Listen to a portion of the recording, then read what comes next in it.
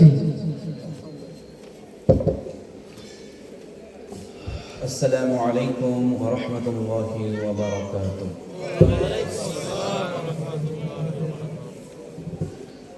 সবাই কেমন আছেন?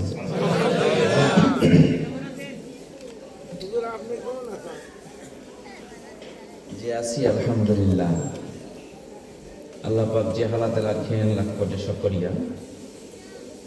কিন্তু একটু অসুস্থ, সেটা হচ্ছে আপনাদের সমস্যা, সেটা হচ্ছে গলায় সমস্যা, গলায় অসুস্থ। আপনারা দোয়া করলে হয়তো আল্লাহ পাক কবুল করে সুস্থ করে দেবেন ইনশাআল্লাহ। মনিটর তো নাই, সেই হিসেবে বক্স করলে একটু আমার দিকে আওয়াজ আসে মতো ঘুরে দিলে ভালো হয়।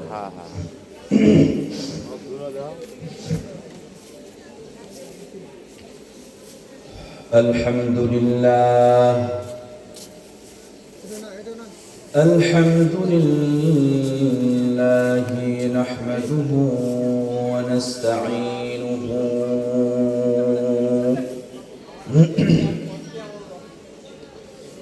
ونستغفره ونؤمن به ونتوكل عليه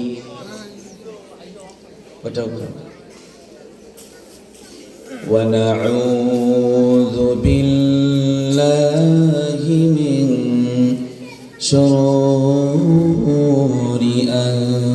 أنفسنا ومن سيئات أعمالنا من يهده الله فلا مضل له ومن يضلله فلا هادي له ونشهد أن لا إله إلا الله ونشهد أن سيدنا وسندنا وحبيبنا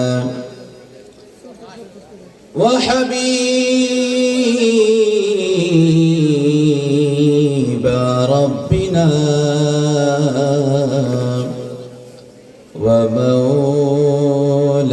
ومولانا محمدا عبد الله ورسوله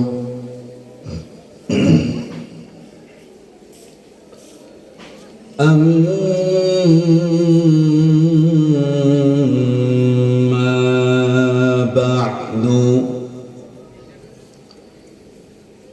فقد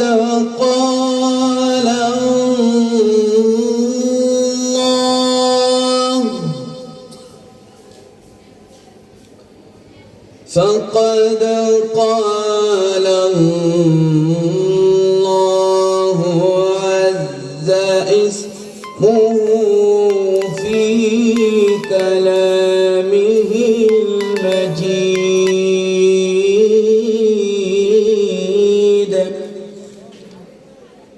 وفي الفرقان الحميد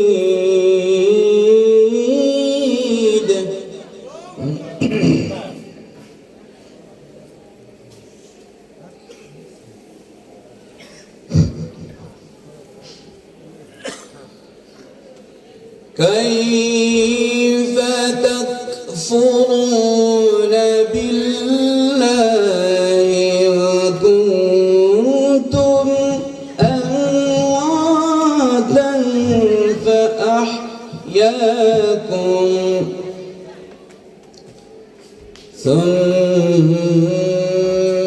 يميتكم ثم يحييكم ثم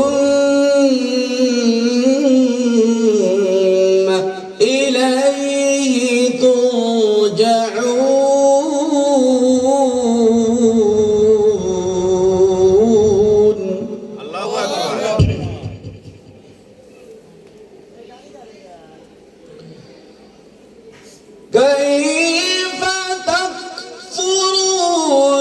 بالله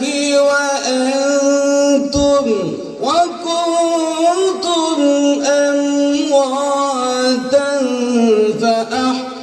فأحياكم ثم يميتكم ثم يحييكم ثم إليه ترجعون.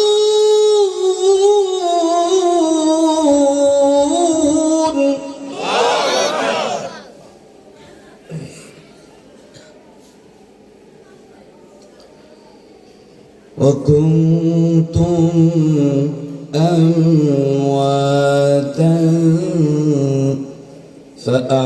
فأحياكم ثم يميتكم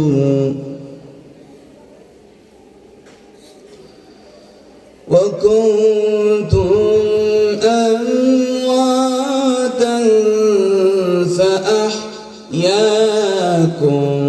ثم يميتكم ثم إليه تحشرون.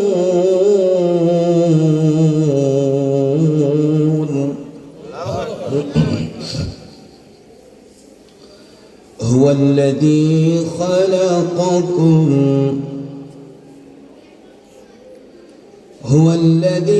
خلق لكم ما في الأرض جميعا.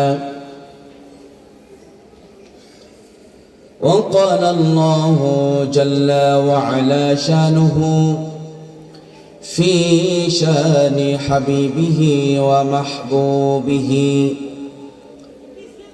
في كلامه المجيد وفي الفرقان الحميد.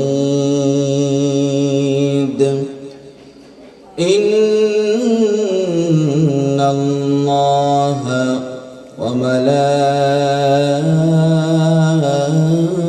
وملائكته يصلون على النبي يا أيها الذين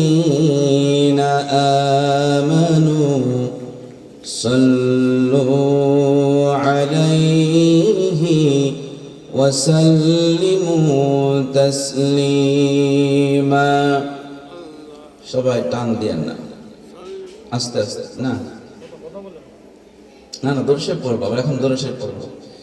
দরুদ শরীফ কার জন্য পড়া হয়? এতগুলো মানুষ মতো মাত্র 4-5 জন জানে, আর বাকি জানে না। আল্লাহ আল্লাহ। দরুদ হচ্ছে আল্লাহর নবীর জন্য। কার জন্য? নবীর জন্য। যে আয়াতটা আমরা পড়লাম এখন, ইন্নাল্লাহা ওয়া মালাইকাতাহু ইউসাল্লুনা আলান নবী, এই আয়াতটা সাল্লু আলাইহি ওয়া সাল্লিমু তাসলিমা পর্যন্ত আয়াত শেষ। এর যারা পড়বে, যারা শুনবে, যখন শুনবে, যখন পড়বে, তখনই বলনিওয়ালা আর শুননিওয়ালা সবার উপরে, নারী হোক পুরুষ হোক, সবার উপরে দরুদ শরীফ পড়া, নবীজির উপরে দরুদ শরীফ পড়া ওয়াজিব। শুধু আমরা মাহফিলে এইভাবে বসে বসে যখন হুজুররা বলে তখন পড়ি, আর যখন খুতবার সময় পড়ে, জুমার দিনে পড়ে না? পড়ে না? জুমার দিন সারি খুতবা একটা পড়ে না? তো সবাই চুপচাপ থাকে, কেউ কিছু পড়ে না। তখনও কি করতে হবে? দরুদ শরীফটা পড়তে হবে আওয়াজ ছাড়া। আর আওয়াজ দিয়ে পড়তে মন চাইলে পড়বে হচ্ছে খুতবার শেষে সাল্লাল্লাহু আলাইহি ওয়াসাল্লাম পড়বে। তো আমরা যে দরুদ নবীজির জন্য পড়বো, নবীজিকে দরুদ ও সালাম আমরা দিব, ছোট সালাম না বড় সালাম দিতে চান? সবচেয়ে বড় দরুদ আর সবচেয়ে বড় সালাম হচ্ছে দরুদ ইব্রাহিম। সবাই মহব্বত নিয়ে, নবীজির প্রতি ভালোবাসা নিয়ে, হৃদয়ের ভিতর থেকে এক প্রেম ভালোবাসা দিয়ে আওয়াজ দিয়ে সকলেই নবীর সামনে পড়েন, আল্লাহুম্মা সাল্লি আলা মুহাম্মাদিন ওয়া আলা আলি মুহাম্মাদ কামা সাল্লাইতা আলা إبراهيم وعلى آل إبراهيم إنك حميد مجيد اللهم بارك على محمد وعلى آل محمد كما باركت على إبراهيم وعلى آل إبراهيم إنك حميد مجيد حبیب خدا تو ہے نبی کملی والا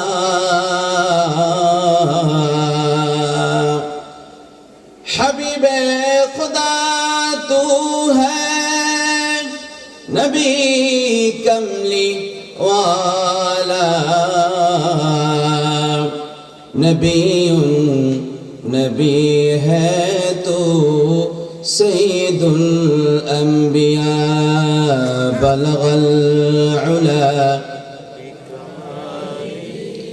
کشف الدجى بجماله حسنت جميع خصاله صلوا عليه وآله রসুল তোমায় ভালোবাসি অন্তরে শুধুই মুখে না জান্নাতের আশায় নয় রসুল জাহান্নাম কেউ ডরি না কতক্ষণ ঠিক কিনা মনে হয় শীতে ঠান্ডা হয়ে গেছে শীত নাই তো হ্যাঁ এরকম মুজাহিদ আমার দরকার তাহলে আমার যেহেতু গলায় সমস্যা গলা দেবী আছে এরকম মুজাহিদ থাকলে জোরে আওয়াজ দিলে মানুষের মনে করবে যে আওয়াজ মানে ভালোই হচ্ছে ঠিক কিনা যেরকম তোমায় পাবার আশায় মন ছুটে যায় মদিনায় তোমায় পাবার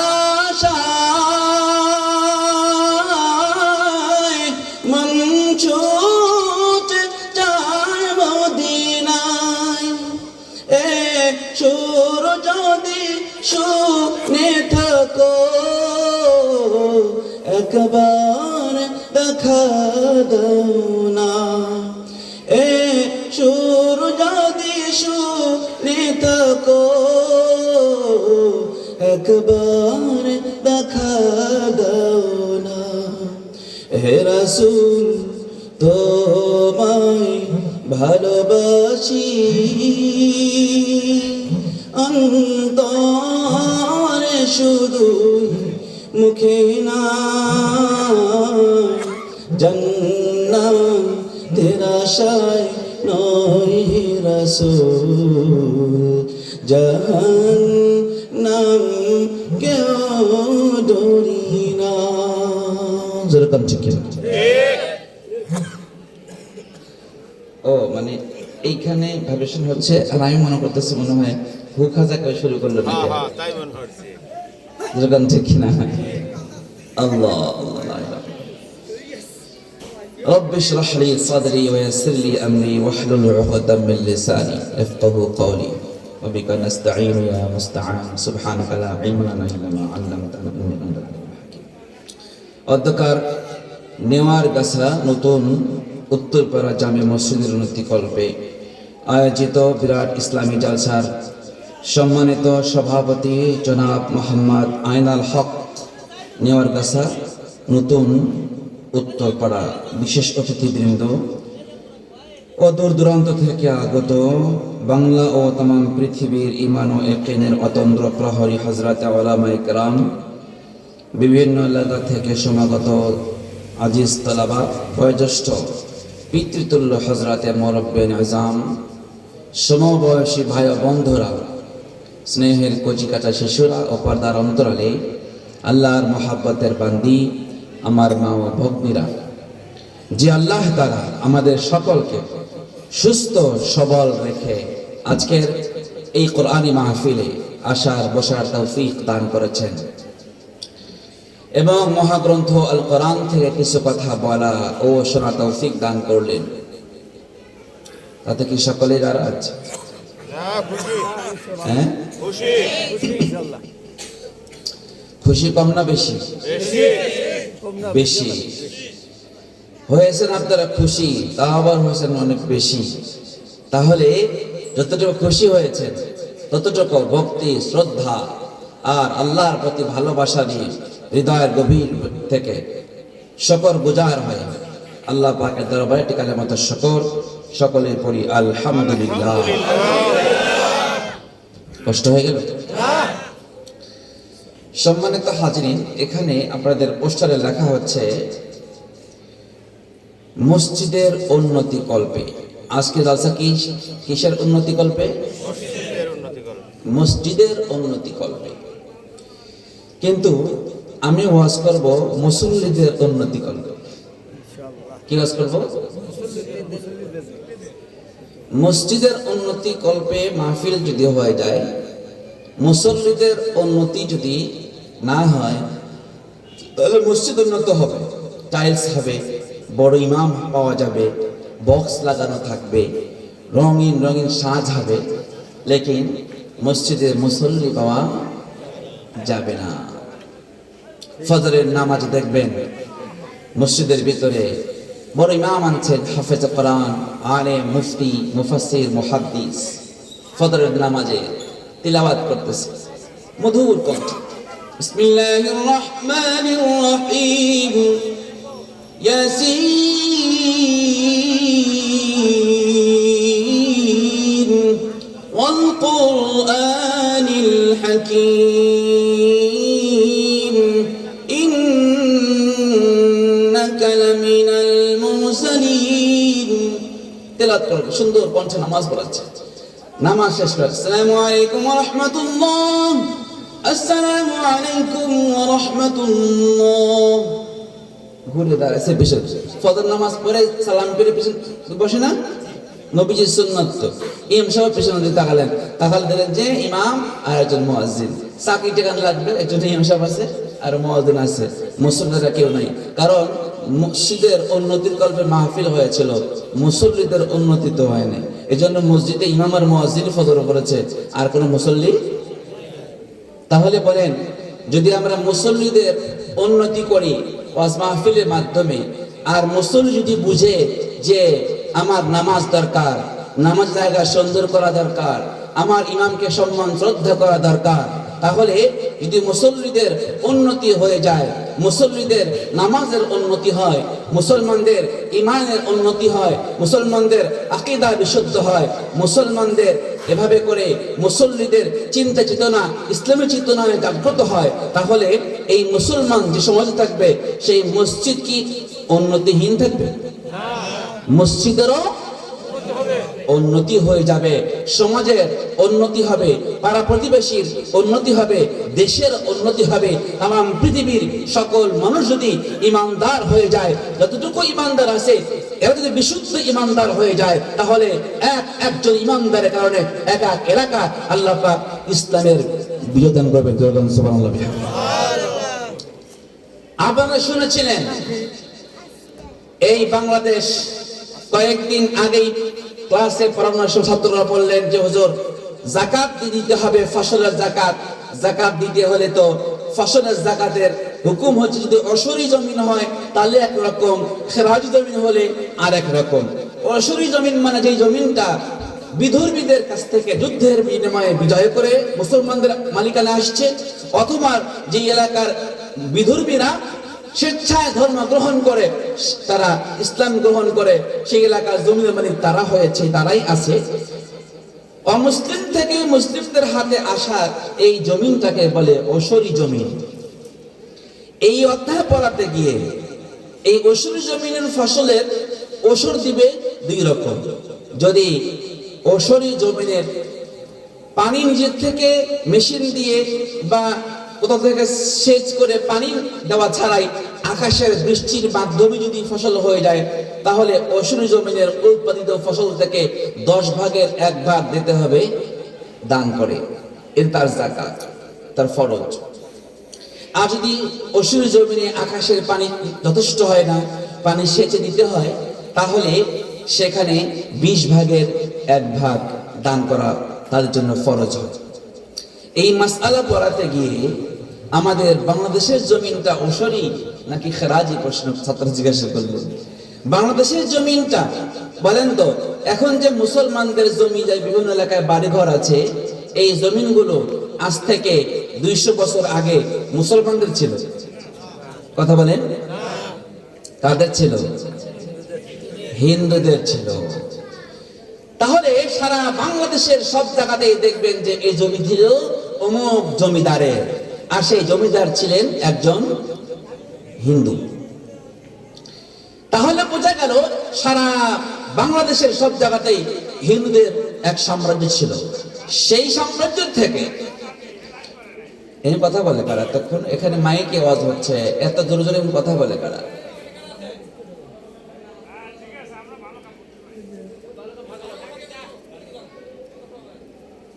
আচ্ছা, যদি ভালো কামই সত্যি করে থাকে, এটাও ভালো কাম, ওটাও ভালো কাম, তবে আমাদের যেন তাদের বিশৃঙ্খলা না হয়, তাদের জন্য আমাদের যেন বিশৃঙ্খলা না হয়, একটু ডিস্টেন্স মেনটেন করলে ভালো হয়।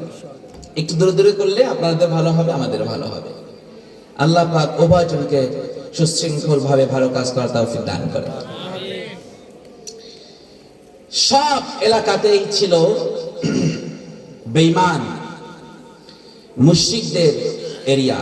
আল্লাহ সুবহানাহু ওয়া তাআলা এই দেশের ভিতরে মানুষকে দোজখ থেকে বাঁচাতে চান, মানুষকে জাহান্নাম থেকে রক্ষা করতে চান, মানুষকে জান্নাতি হিসেবে কবুল করতে চান, মানুষকে আল্লাহ পাকের কাছের মনোনীত প্রিয় বান্দা বানাতে চান। তাই এই বাংলাদেশের জমিনে আল্লাহর নবীর সাহাবীদেরকেও আল্লাহ পাক এই বাংলাদেশের জমিনে পা রাখার তৌফিক দিয়েছেন। সুবহানাল্লাহ। লালমনিরহাটে 700 হিজরি প্রতিষ্ঠিত একটি মসজিদ পাওয়া গেছে, যেখানে লেখা আছে 700 হিজরি স্থাপিত। 700 হিজরি, 700 হিজরিতে মসজিদ কায়েম করেছে যিনি, উনি কি হিন্দু ছিলেন? খ্রিস্টান ছিলেন? উনি ছিলেন, ওখানে এলাকার লোকজন বলেছেন যে এই এলাকার যে মসজিদ নির্মাণ করেছেন ইনি একজন আল্লাহর নবীর সাহাবী। সুবহানাল্লাহ। কোথায় সৌদি আরব, কোথায় বাংলাদেশ, কোথায় মদিনা, কোথায় বাংলাদেশ? সেই সৌদি আরব থেকে, জাজিরাতুল আরব থেকে, মদিনা থেকে আল্লাহর নবী যেদিন বলেছিলেন, মক্কা থেকে যেদিন আল্লাহ পাক বলেছিলেন ফালইউবাল্লিগুশ শাহিদু মিনকুমুল গায়বা ওয়া মা সাহাবিনা, এই যে দিন তোমাদেরকে আমি শিখাই দিলাম, এই দিন যারা মানবে তারা দুদক থেকে বাঁচতে পারবে, যারা এই দিন মানবে না তারা দুদক থেকে বাঁচতে পারবে না। সুতরাং তোমরা শুনেছো, তোমরা বুঝেছো, তোমরা আমল করে নিজেদেরকে জাহান্নাম থেকে রক্ষা করতেছো। সুতরাং তোমরা কি চাও না যে এই কালেমা, এই দিন, এই ইসলাম, এই আকীদা, এই বিশ্বাস, এই আমল গ্রহণ করে দুনিয়ার সমস্ত মানুষ জাহান্নাম থেকে বেঁচে যাক? সাহাবায়ে কেরাম বলছে অবশ্যই চাই, দুনিয়ার সমস্ত মানুষ দুদক থেকে বেঁচে যাক। তাহলে কি করতে হবে? ফালইউবাল্লিগুশ শাহিদু মিনকুমুল গায়বা, তুমি যারা এখান থেকে আমার কাছ থেকে ইসলাম শিখে বুঝে আমল করেছো, তোমরা ছড়িয়ে পড়ো, সারা দুনিয়া ছড়িয়ে পড়ো। ছড়িয়ে পড়ে তোমরা সমস্ত মানুষের কাছে এই কালেমার আওয়াজ পৌঁছে দাও। সুবহানাল্লাহ। আমার ভাইরা, সাহাবী ছিলেন 100 লক্ষ সাহাবী। কত সাহাবী?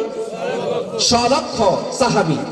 আর পুরা জাজিরাতুল আরব মানে আরব কান্ট্রির ভিতরে মাত্র 12,000 সাহাবী। ধরলাম 20,000, ধরলাম 25,000 সাহাবীর কবর থাকলো, আরো 1,25,000 সাহাবীর মধ্যে থেকে নিয়ে মাত্র 1 লক্ষের উপরে সাহাবীর কবর মক্কা এলাকায়, আরব এলাকার মধ্যে, আর 1 লক্ষ সাহাবীর কবর মক্কার আরব এরিয়ার বাইরে। তাহলে এই সাহাবীরা এ দিনকে তাম পৃথিবীর সমস্ত মানুষের শিরায় উপশিরায় পৌঁছানোর জন্য, তাম পৃথিবীর সমস্ত মানুষকে দুজক থেকে রক্ষা করার জন্য, আল্লাহ পাকের জান্নাতের মেহমান বানানোর জন্য আল্লাহর নবীর এই 100 লক্ষ সাহাবীর মধ্যে থেকে নিয়ে 1 লক্ষ সাহাবী পুরা আরব কান্ট্রি থেকে বের হয়ে পৃথিবীর কোনায় কোনায় ছড়িয়ে পড়েছেন। সুবহানাল্লাহ বিহামদিহি। চায়না কোথায়? সৌদি আরব কোথায়? চায়নার ভিতরে আল্লাহ নবীর সাহাবীর কদম বিদ্যমান।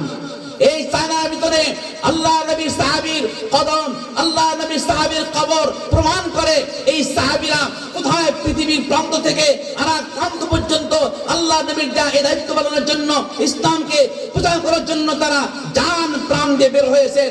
এবার বলেন তো, মক্কা নগরীর থেকে আজ থেকে 1400 বছর আগে যে সাহাবীরা চায়না জগতে আগমন করেছেন, তারা প্লেনে আসছিলেন, জলজাহাজ ছিল, স্টিমার ছিল, লঞ্চ ছিল, হয়তো উঠে, নইলে ঘোড়ায়, নইলে পায়ে হেঁটে। এই তিনটা, নয় পায়ে হেঁটে, নইলে উঠে, নাইলে চলমান দ্রুতগামী সওয়ারি ঘোড়ার মাধ্যমে। এবার বলুন তো, একটা ঘোড়ার উপরে সওয়ার করে সুদীর্ঘ হাজার হাজার মাইল দূরে সেই সৌদি আরব থেকে চায়নায় এসে আল্লাহর দ্বীন প্রচার করা কতদিন লাগতে পারে? আজকাল যদি মানুষকে বলা হয়, চলেন ভাই আল্লাহর দ্বীনের দাওয়াত নিয়ে একটু আমরা বের হই, হুজুর সংসার ধর্ম বড় ধর্ম। কি বলে? এত ধর্মের বই পড়লাম, কিন্তু সংসার ধর্ম একটা ধর্ম, এটা তো কোনোদিন পাই নাই। কিন্তু গ্রামের কিছু লোক বলে সংসার ধর্ম বড় ধর্ম। আচ্ছা ধরলাম সংসার নামে এখন ধর্ম আছে বলে মানলাম, সত্য হোক আর অসত্য হোক মেনে নিলাম। এবার আপনি বলুন তো, সাহাবীদের সংসার ছিল কি ছিল না? যেই 1 লক্ষ সাহাবীর কবর আরব কান্ট্রির ভিতরে নাই, এর বাইরে তারা জীবন দিয়েছেন যেখানে, কবরও হয়েছেন সেখানে। বলুন তো, এই সাহাবীদের সংসার ছিল কি ছিল না? এই সাহাবীদের ব্যবসা ছিল কি ছিল না? এই সাহাবীদের জমিদারি ছিল কি ছিল না? এই সাহাবীদের স্ত্রী সন্তান ছিল কি ছিল না? জমি ছিল, ব্যবসা ছিল, সংসার ছিল, স্ত্রী ছিল, সন্তান ছিল। কিন্তু মানুষকে মুসল্লি বানানোর জন্য, মানুষদের উন্নতির জন্য, ইমানদারদের ইমান উন্নতির জন্য, আমলদারদের আমল উন্নতির জন্য, আর বেঈমানদেরকে ইমানদার বানানোর জন্য সংসার ধর্মকে পরিত্যাগ করেছেন। স্ত্রীদেরকে ছেড়ে দিয়েছেন, রেখে দিয়েছেন, সন্তানদেরকে রেখে দিয়েছেন। সমস্ত স্ত্রী, সন্তান, আত্মীয় স্বজন সকলের প্রেম প্রীতি ভালোবাসাকে মুছে ফেলে দিয়ে, কুরবানি করে দিয়ে আল্লাহর দ্বীনকে আল্লাহর জমিনে বুলন্দ করার জন্য সব কিছু ফেলে রেখে তারা চায়নায় গিয়ে জীবন শেষ করে সেখানে কবর রচিত করে প্রমাণ করেছে, ও আমার মানুষেরা, আল্লাহর বান্দারা শোনো, আল্লাহ নবী যে দায়িত্ব দিয়েছেন আমাদেরকে দ্বীনকে সম্প্রসারিত করার জন্য, প্রচার করার জন্য, আমরা আরব কান্ট্রি থেকে হাঁটতে হাঁটতে চলতে চলতে চলতে চলতে চায়নার মাটিতে কবর রচনা করে দেখালাম। এভাবে তোমরা দ্বীন প্রচার করলে পৃথিবীর মানচিত্রে নাস্তিক, কোন মুরতাদ, কোন বেঈমান, কোন কাফের, কোন মুশরিক আমার ইসলামের উপরে আর হস্ত দাও মধ্যে পাবনা কথা ঠিক কিনা? আজ বাংলার জমিনে সমস্ত বেঈমানের জমিন ছিল, ঠিক এই জমিনে আল্লাহ পাকের এক প্রিয় বান্দা শাহজালাল রহমাতুল্লাহ আগমন করলেন। এই মুশরিক অধ্যুষিত জমিনের ভিতরে আল্লাহ প্রিয় বান্দা শাহপরান রহমাতুল্লাহ আগমন করলেন। এরা এসে মানুষের কাছে বলতে শুরু করলেন, আয় আল্লাহর বান্দারা, তোমরা যেই ধর্ম অবলম্বন করো জাহান্নাম থেকে মুক্তি পাবে না। ইসলাম গ্রহণ করো, এক আল্লাহর তাবেদারি করো, এক আল্লাহর সামনে মস্তক অবনত করো, আল্লাহর হুকুম মানতে শুরু করো, তবেই আল্লাহ পাক তোমাদেরকে দুনিয়ার রাজত্বকে সম্মানের উসিলা বানাবে, কারণ বানাবে। দুনিয়ার ইজ্জত, দুনিয়ার সম্মান, দুনিয়ার জমিদারি, দুনিয়ার ইজ্জত সম্মানকে আল্লাহ পাক পরকালের সম্মানের ওসিলা হিসাবে কবুল করবেন। যেরকম সুবহানাল্লাহ বিহামদিহি। শুনলেন না আল্লাহর নবীর সৈনিক হযরত শাহজালাল রহমাতুল্লাহ আলাইহি সুরমা নদীর পাড়ে গিয়ে তার একটা ছাউনি তৈরি করলেন গৌর গোবিন্দ।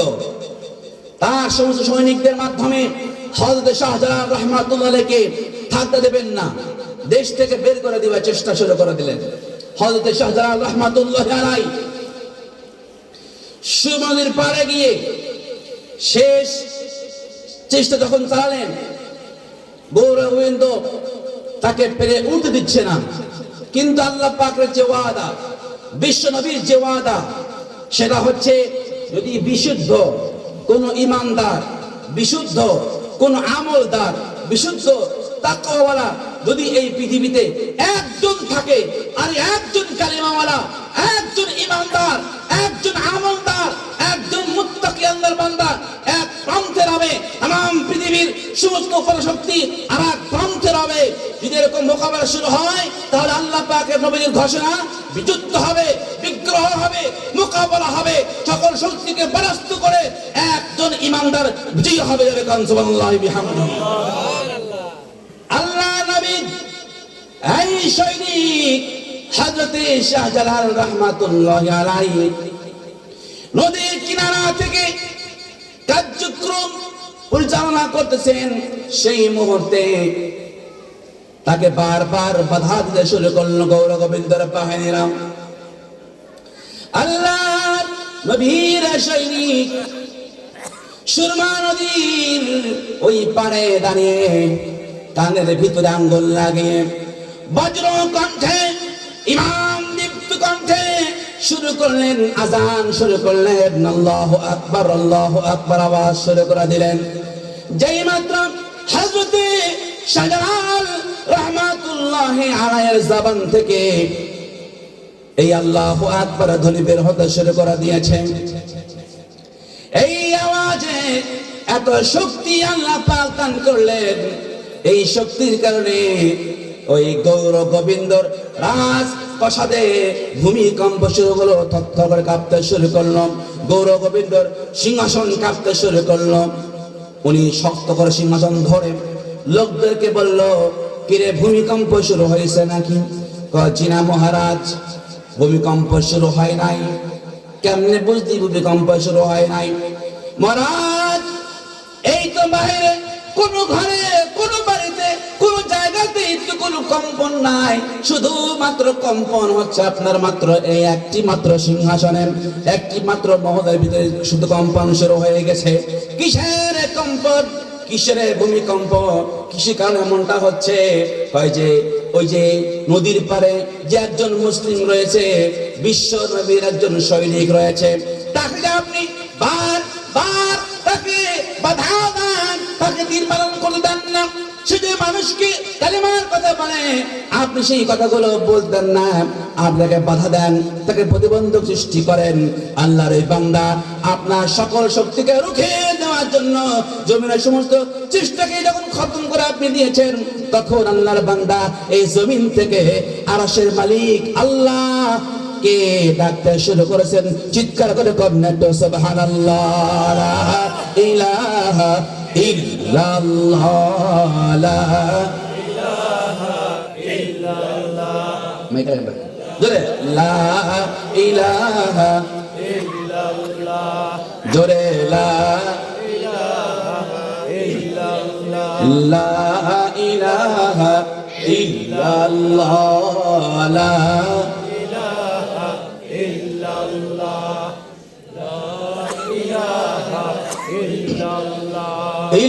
ইল্লাল্লাহু ইল্লাল্লাহু ইল্লাল্লাহু ইল্লাল্লাহ, লা ইলাহা ইল্লাল্লাহ, জোরে লা ইলাহা ইল্লাল্লাহ, জোরে লা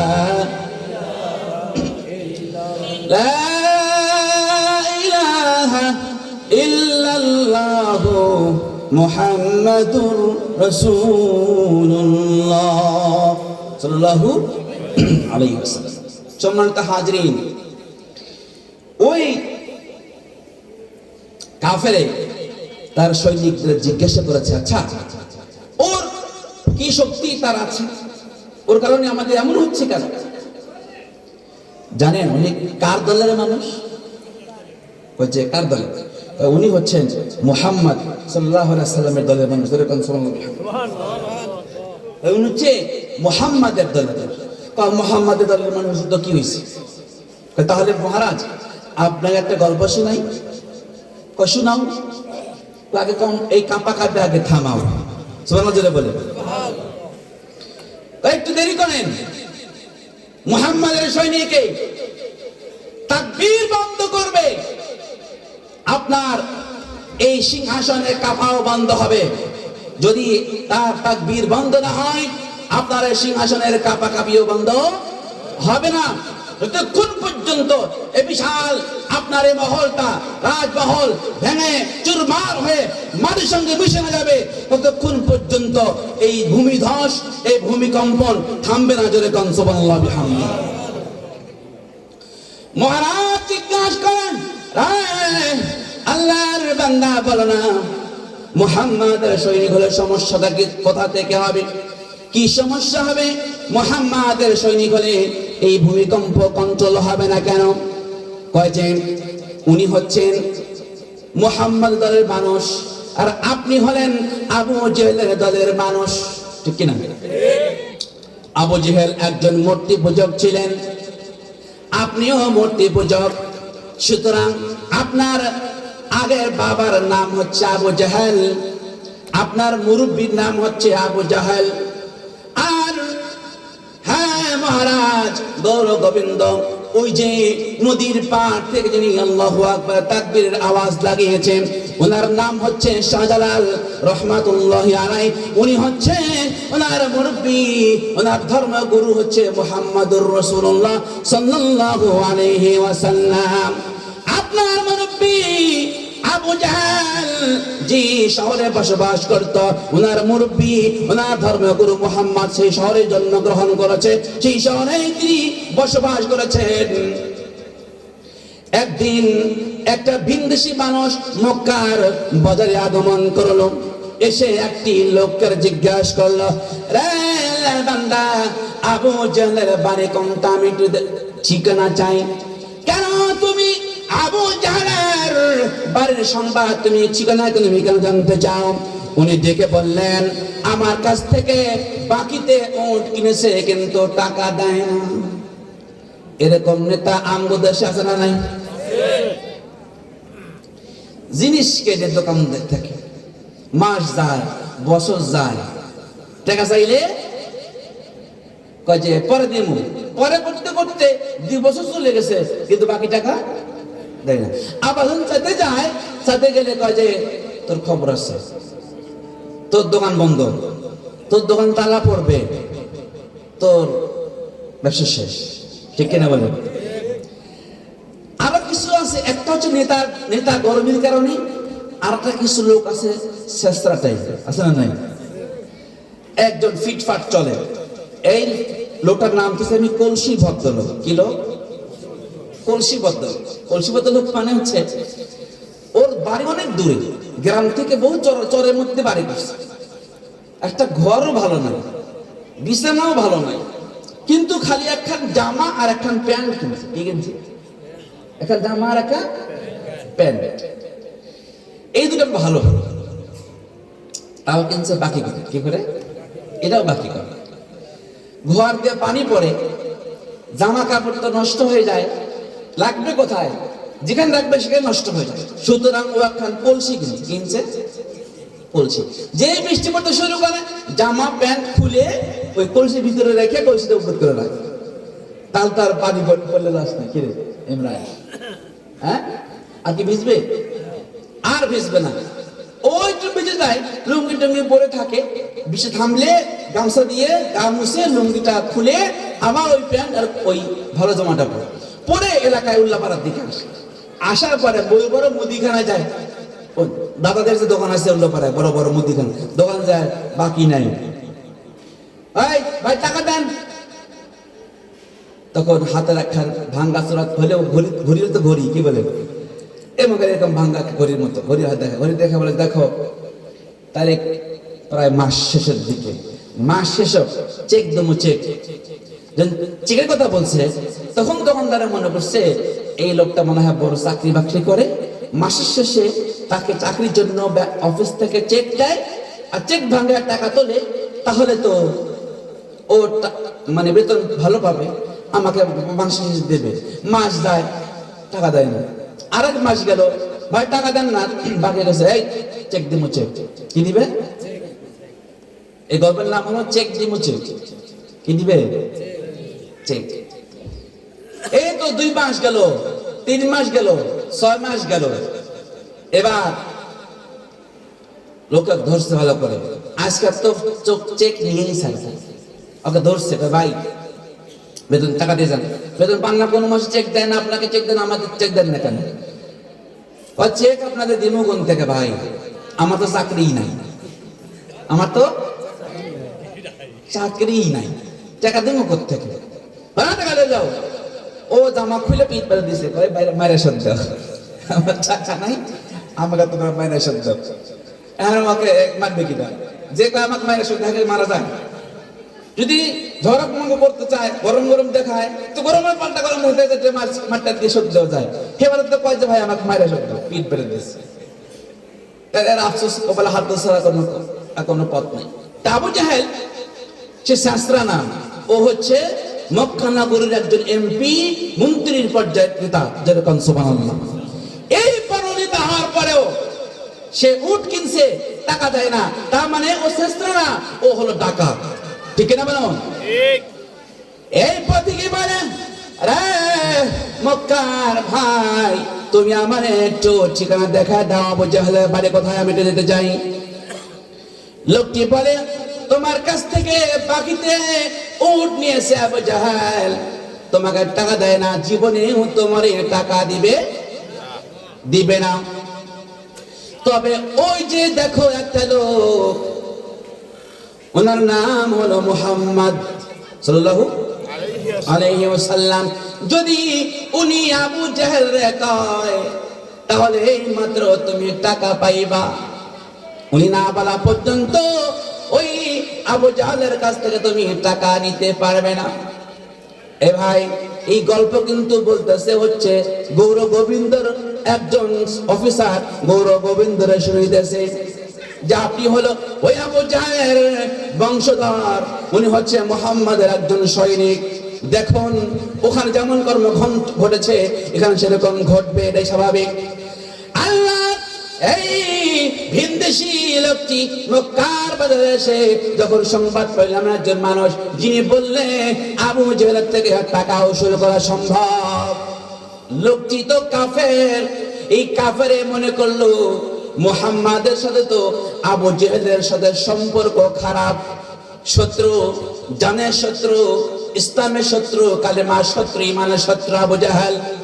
যদি মুহাম্মদ সাল্লাল্লাহু আলাইহি ওয়াসাল্লাম একা একা সন্ধ্যা বেলায় আবু জাহেলের ঘরে যায়, তাহলে আবু জাহেল মুহাম্মদকে ওই জায়গা থেকে জ্যান্ত ফিরে আসতে দেবে না। যেরকম নাউজুবিল্লাহ।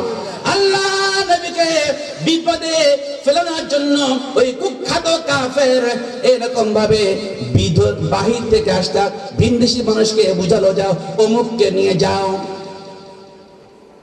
উনি গিয়ে রিকোয়েস্ট করবে, মুহাম্মদ তো গরিব অসহায়ের প্রতি তার মনটা দয়ার রহমতের সাগর, দয়া নবী, মায়ার নবী, রহমতের নবী, উনি তো একজন অসহায় মানুষের উপকার করতেই পারবে। দৌড় মারবে একা একাই আবু জাহেলের সামনে। আর যখন আবু জাহেল নবীজিকে একা একা পেয়ে যাবে, আবু জাহেল নবীজিকে একা একা ছাড়বে না, তাকে শেষ করে দিতে পারে। নাউজুবিল্লাহ। এই লোকটি দৌড়ে চলে গেলেন আল্লাহ নবীর কাছে, চেনে না তার পরিচয় কি, এই লোকটা জানতে পারলো না।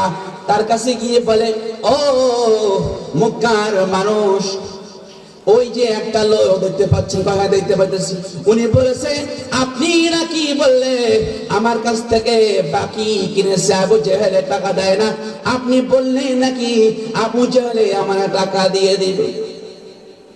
কে বলছে? ওই যে লোকটা বলে। চলো, যেহেতু বলেছে তাহলে আমি যাবই। যেরকম সুবহানাল্লাহ। আল্লাহ নবী আল্লাহর উপরে আস্থা রেখে বিশ্বাস রেখে একজন অসহায় মানুষের উপকার করার জন্য রওনা হয়ে গেলেন। সোজা চলে গেল আবু জাহেলের বাড়িতে। আবু জাহেলের বাড়িতে গিয়ে করার আঘাত করলো, শিকল নাড়া দিল একবার। আবু জাহেল আসেননি আপনি ঘরে, দুইবার শিকল না দিলেন। 3 নম্বরে যখনই শিকলে নাড়া দিয়েছে, দৌড়ে আবু জাহেল ঘরের দরজা এসে দরজা খুললেন। দরজা খুলে আবু জাহেলে দেখে দরজার সামনে আর কেহ নয়, উনি হলেন এতিম নবী, বিশ্ব নবী আব্দুল্লাহর পুত্র মুহাম্মদুর রাসূলুল্লাহ সাল্লাল্লাহু আলাইহি ওয়াসাল্লাম। আল্লাহ নবীকে দরজার সামনে দাঁড়িয়ে দেখে একেবারে জড়সড় হয়ে নম্র ভদ্র হয়ে জিজ্ঞাসা করলেন, হে মুহাম্মদ সাল্লাল্লাহু আলাইহি ওয়াসাল্লাম, কি কারণে তুমি এই সন্ধ্যা বেলায় আমার ঘরের সামনে হাজির হয়েছ? আল্লাহ নবী ডেকে বলে, আবু জাহেল, এই যে একটা লোক আমার সামনে দাঁড়িয়ে আছে, আপনি কি তারে চেনেন? হ্যাঁ, তারে আমি চিনি। উট কিনছেন? হ্যাঁ কিনছি। টাকা দেন না? না দেই নাই। দেন না কেন? একা নবুজি, একা তার সামনে দাঁড়ানো, আর আবু জাহেলের সাথে ওইখানেই সংঘবদ্ধ দল রয়েছে। তারা ওই মুহূর্তেও ঘরে বসে, আবু জাহেলের ঘরে বসে মিটিং করতেছে, ইসলামকে কিভাবে নিভানো যায়, মুহাম্মদকে কিভাবে এই জমিন থেকে বিতাড়িত করা যায়, এই মিটিং চলছে আবু জাহেলের ঘরে। সেই সময়ে মুহাম্মদ সাল্লাল্লাহু আলাইহি ওয়াসাল্লাম কোন বাহিনী ছাড়া অনলি ওয়ান একা একাই আবু জাহেলের ঘরের দরজার সামনে।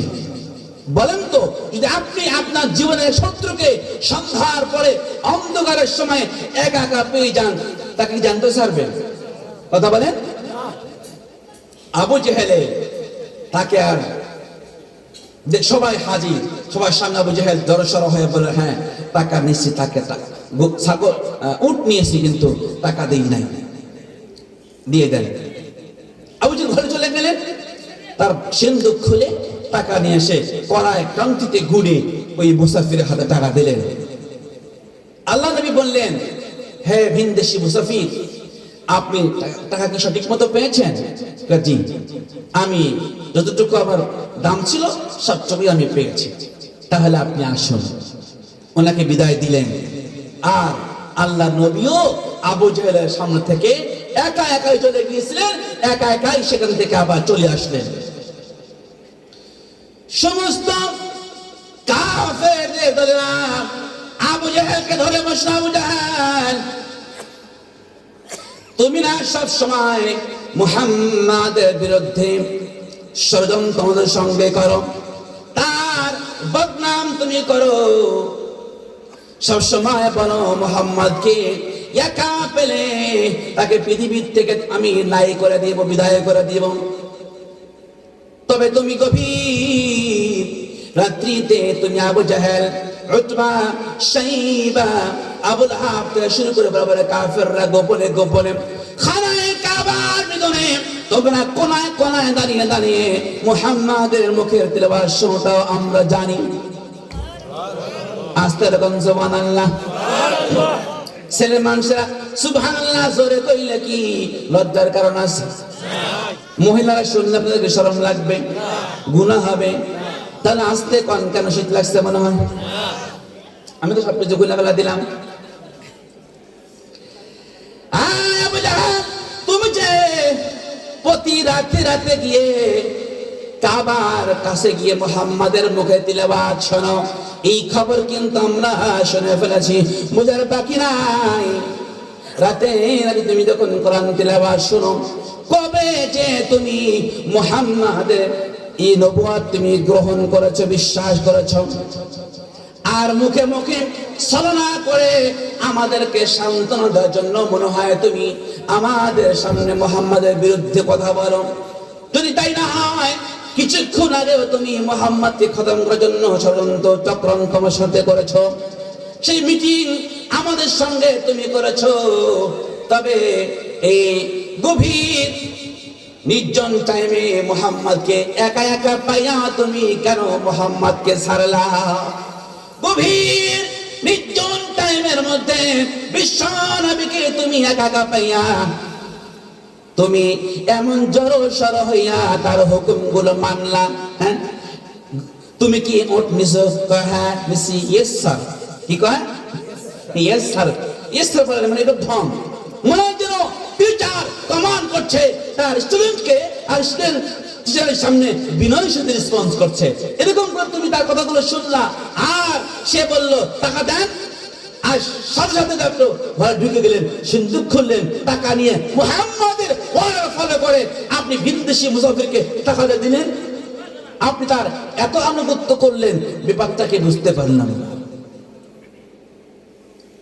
এইবার গৌর গোবিন্দর ওই অফিসার তারা ডেকে বলে, গৌর গোবিন্দ মহারাজ, আবু জেহেল চারার ভিতরে ভয় ভয়, চোখগুলো ভয়ে লাল হয়ে গেছে। আবু জেহেলে দেখে বলে, রে মক্কার বড় বড় কাফের নেতারা শোনো, আমি মুহাম্মদ কি একা পাইলে কখনোই তাকে জানতো ছাড়তাম না, ভবিষ্যতে কোনদিন তারা ছাড়ব না। এখনো আমার একই নিয়ত রয়েছে, তবে কেন ছাড়ছি জানো নাকি? যেই কারণে মুহাম্মাদের কথাগুলো আমি মানতে বাধ্য হয়েছি। আমার তো হুঁশ আছে, আমার তো বিবেক এখন ঠিক আছে। যদি তোমাদের সামনে ওই জিনিসটা না আমি দেখেছি তোমরা দেখতা, তাহলে তোমাদের হুঁশ থাকতো না, তোমরা সেন্সলেস হয়ে যেতে, তোমরা বেহুঁশ হয়ে যেতে। পরিচিত এরকম একটা ঘটনা আমার সামনে ঘটেছে। আবু জেহেল কি বলো, কি ঘটনা ঘটলো? আমরা তোমার সঙ্গে ছিলাম, আমরা কিছু দেখতে পারলাম না। আল্লাহ নবী যখন আমার ঘরে শিকল ধরে তাকিয়ে দিয়েছে, আমি দেখলাম আমার বসে থাকার জায়গা নিচে যেন নড়তে শুরু করে দিয়েছে। আল্লাহু আকবার জোরে বলেন। আল্লাহ নবীজি আবার যখন আমার ঘরে শিকলে করার আঘাত করেছে, আমি দেখলাম আমার সিংহাসন, আমার খাট সহ থরথর করে নড়াচড়া শুরু করে দিয়েছে। আমার সকল কাফের বান্দারা শোনো, যখন মুহাম্মদ সাল্লাল্লাহু আলাইহি ওয়াসাল্লাম 3 নম্বরে আমার শিকল ঢাকে দিয়েছে, আমি দেখলাম পুরো ঘর দুলতে শুরু করে দিয়েছে। আমি বুঝলাম যার একটু দেরি করি তাহলে কে আমার ঘরে শিকল নারে, আজ দেখখান সময় দেরি করে এই ঘর আমার ভেঙ্গে চুরে আমার ঘরের উপরে পড়বে, আমার এখানে মারা যাব। দৌড়ে চলে গেলাম, গিয়ে দরজা খুলে দেখি আমার দরজার সামনে মুহাম্মদুর রাসূলুল্লাহ সাল্লাল্লাহু আলাইহি ওয়াসাল্লাম দাঁড়ানো। আমার মূর্তি পূজক কাফের বন্ধুরা শোনো,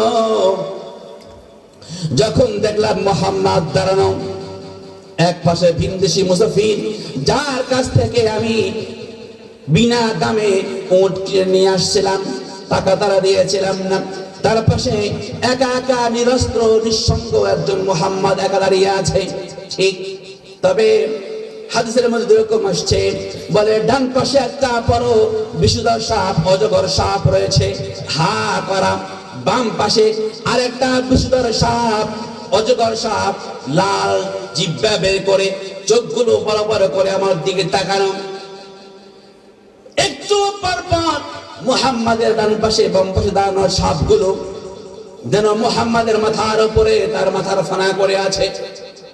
জিহ্বা লাল টকটকে জিহ্বা বের করে নাড়া দিয়ে সিজদা করে, আবু জাহেল যদি সামান্যতম তুমি অপব্যবহার করো, দুর্ব্যবহার করো আল্লাহ নবীর সাথে, একটা এমন সবল তোমার কপালের উপরে মেরে দিব, জীবনের ইতিহাস তোমার আজকে শেষ হবে। যেরকম সুবহানাল্লাহ।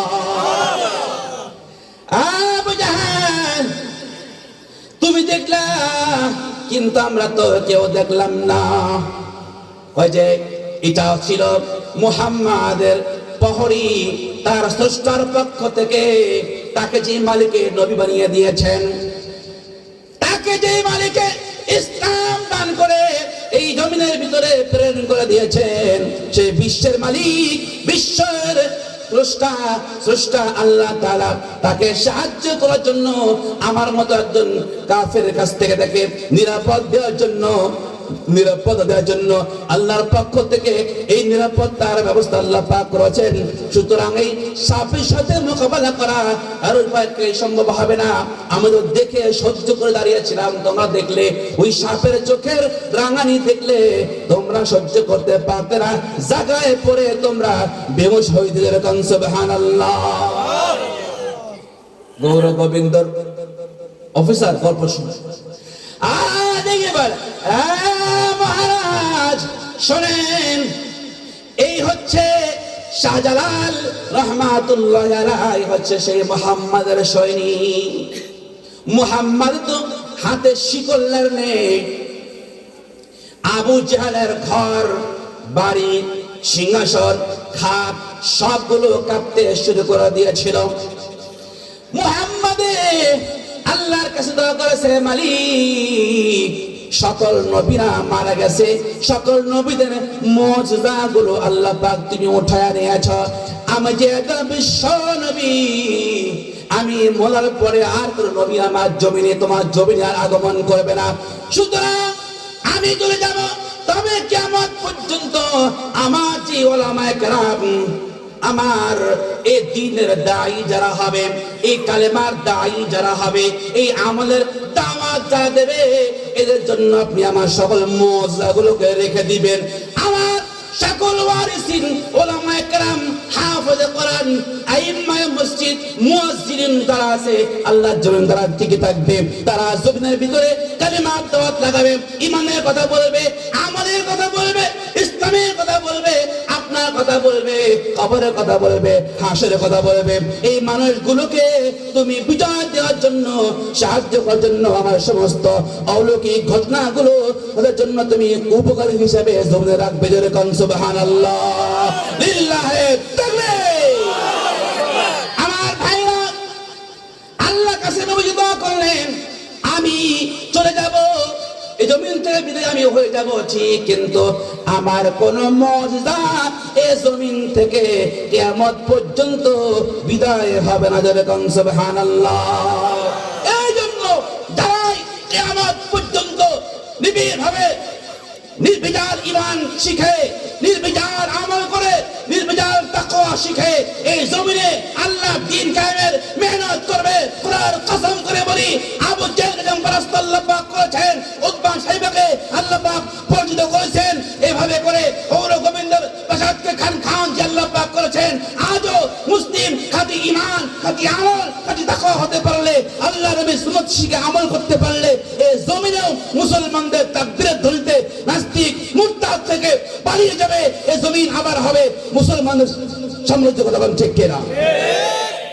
আমার ভাইরা, এই জন্য বলছিলাম যে এই বাংলার জমিনে যত বড় চক্রান্তই থাক না কেন, যত বড় ইসলামের শত্রু থাক না কেন, যদি এই নেওয়ারগাছার যুবকরা প্রতিজ্ঞা করে, হুজুর আমরা খাঁটি ঈমানদার হব, আমরা খাঁটি আমলদার হব, আমরা এই নেওয়ারগাছা থেকে মদিনার যুবকদের মতো ঈমান দীপ্ত যুবক হয়ে যাব, আমরা সকল অপসংস্কৃতির মোকাবেলা করব, তাহলে দেখবেন এই নেওয়ারগাছার, এই রতুনপাড়া, এই গ্রামের জায়গা থেকে নিয়ে ইসলামের আলো বিচ্যুত হবে।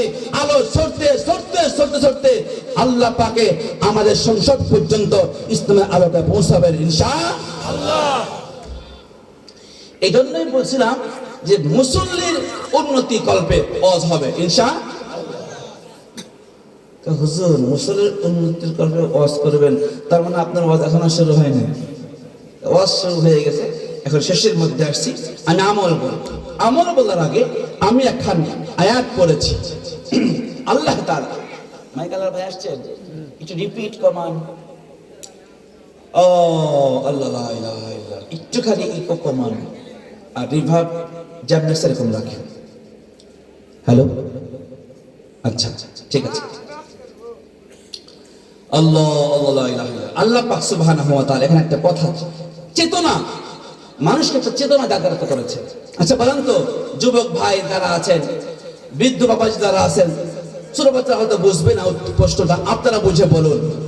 আপনার মাথা থেকে নিয়ে পা পর্যন্ত যা কিছু আছে কে দিয়েছেন? ছোট পিচ্চিকে বাদ দিলাম এই জন্য, আমার এক ছোট্ট ছাত্রী 4 বছর বয়স ছিল, খুব সুন্দর, টুকটুকি সুন্দরী। তারা আমি জিজ্ঞেস করছিলাম যে তোমার এই সুন্দর হাত কে দিয়েছে? উনি বলে যে আমার দুলা ভাই নাটক থেকে কিনে এনে দিছে। কি করছে? ওর সুন্দর হাতটা ওর দুলা ভাই নাটক থেকে কিনে এনে দিছে। ও তো ছোট পিচ্ছি বুঝে না। আপনারা বুঝে বলুন, এই হাত কে দিয়েছেন? ব্রেন কে দিয়েছেন? চোখ কে দিয়েছেন? কান কে দিয়েছেন? রক্ত কে দিয়েছেন? গোশত কে দিয়েছেন?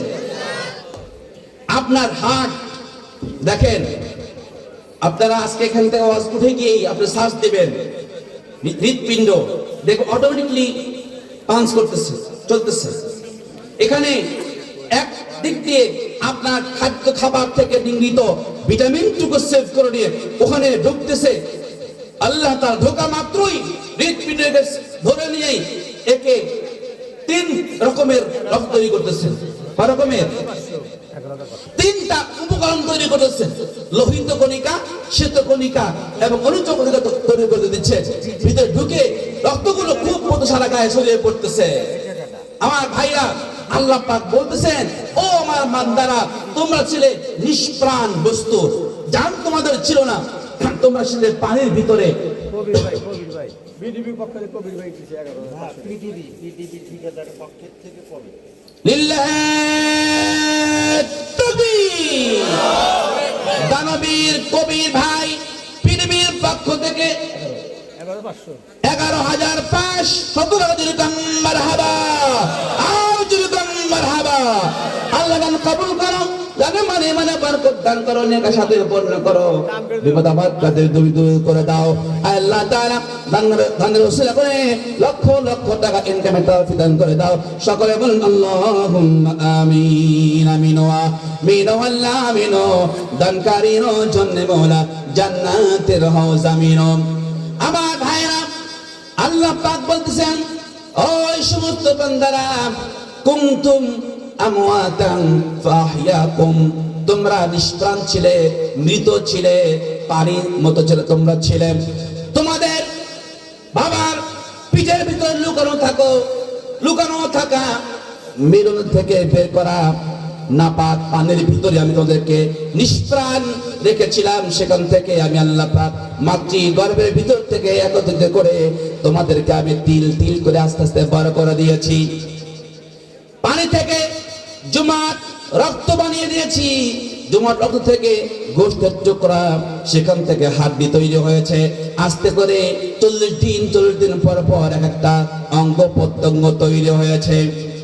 মাথা একদিন তৈরি হয়েছে, পা তৈরি হয়েছে, হাত তৈরি হয়েছে, চোখ তৈরি হয়েছে, জিহ্বা তৈরি হয়েছে, নাক তৈরি হয়েছে, কান তৈরি হয়েছে, মাথা চুল তৈরি হয়েছে, হাত তৈরি হয়েছে, আঙ্গুল তৈরি হয়েছে। কয়েকদিন পরে আবার আঙ্গুলের উপরে, নখের উপরে এইগুলো চারাগুলো বসে গেছে, পুরা দেহ তৈরি করেছে। আল্লাহ পাক বলেন, এই তোমাদের জন্মের এই সূচনাটা আমি আল্লাহ পাক করেছি। যদি আমি ইচ্ছা করতাম তোমাদের মাতৃগর্ভে তোমার এই বলিষ্ঠটা তৈরি করবো ঠিকই, কিন্তু মাথা দিব, কিন্তু তোমার মাথার সঙ্গে কপালে আমি চোখটা দিব না। করতে পারতেন কি পারতেন না? চোখ থাকবে, নাক থাকবে, কান থাকবে, মুখ থাকবে, তোমার মাথার মগজের ভিতরে আমি বুদ্ধি দিব না। পারতেন না? পারতেন না। মাথায় বুদ্ধি আছে, চোখ আছে, কান আছে, মুখ আছে, সব ঠিক আছে, হাত আছে, পা আছে, কিন্তু হাত চলে না, পা চলে না, বিকলাঙ্গ, প্রতিবন্ধী। এটা আল্লাহ পাক তৈরি করতেন কি পারতেন না? তৈরি করতে আল্লাহ পাক পারতেন। আল্লাহ পাক ডেকে বলে, আমার বান্দা, আমার বান্দারা, তোমাকে অন্ধ আমি বানাই নাই, বিকলাঙ্গ বানাই নাই, প্রতিবন্ধী বানাই নাই, সুস্থ একটা দেহ আমি আল্লাহ পাক দান করেছি। তুমি টাকা পয়সার মালিক হও আর না হও, তোমার যে দেহটা তৈরি করেছি সূক্ষ্মভাবে, এই একটা নিয়ামত তাম পৃথিবীকে হাজারবার বিক্রি করলেও তার সোনা হবে না। কতক্ষণ ঠিক কিনা? আমার ভাইরা, এই যে মাথার মগজ, এটা কি বানানো যায়? কেনা যায়? যদি বানানো যাইতো, কেনা যাইতো, তাহলে এনসিপির আমাদের বন্ধু শরীফ ওসমান হাদি এই জমিন থেকে তাকে মরতে হতো না। ব্রেনে গুলি লাগছে, ব্রেন ফুলে গেছে, অসুস্থ হয়েছে, বানানো গেলে বাংলাদেশ সরকার সর্বোচ্চ ক্ষমতা ব্যবহার করে টাকা পয়সা দিয়ে তার ব্রেনটা কিনে আনতো, লাগাই দিত মাথার ভিতরে, লাগিয়ে তার জীবনযাত্রাকে সফল রাখার চেষ্টা করত। কিন্তু এমন একটি সম্পদ আল্লাহ আপনাকে দিয়েছেন, তাম পৃথিবীকে বিক্রি করলেও ওসমান হাদির ব্রেনটা যেমন কেনা যায় নাই, আপনার মাথার ব্রেনটাও কেনা সম্ভব হবে না।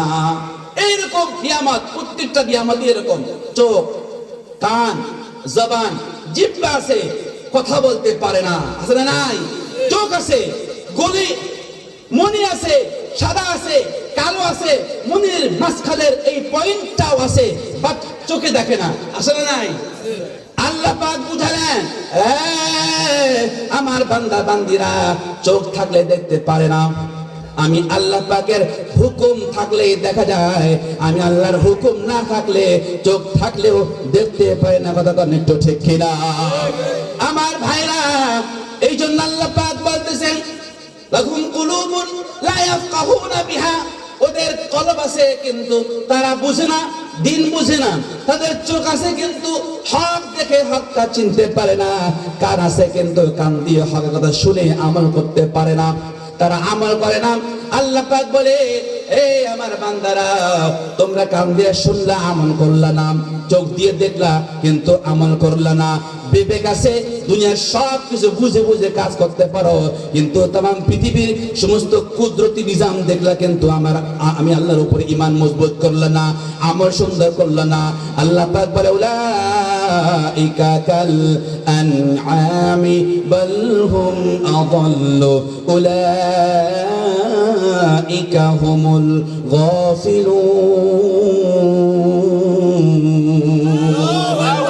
আল্লাহ পাক বলে, তুমি যদি আমল না শিখো, তোমাদের যদি নামাজকে সুন্দর না করো, আচরণ ব্যবহার তোমরা সুন্দর না করো, মাকে ভালোবাসতে শুরু না করো, বাবার সঙ্গে আদব রক্ষা করতে শুরু না করো, প্রতিবেশীর সঙ্গে হিংসা বিদ্বেষকে বন্ধ না করতে শুরু করো, তাহলে তোমাদের জন্য আমি আল্লাহ পাক বললাম, তোমাদের মতো মানুষ, তোমরা দেখতে মানুষ হইলে তোমরা চতুষ্পদ জানোয়ার চাইতেও নিকৃষ্ট। ধরে করেন একটু নাউজুবিল্লাহ।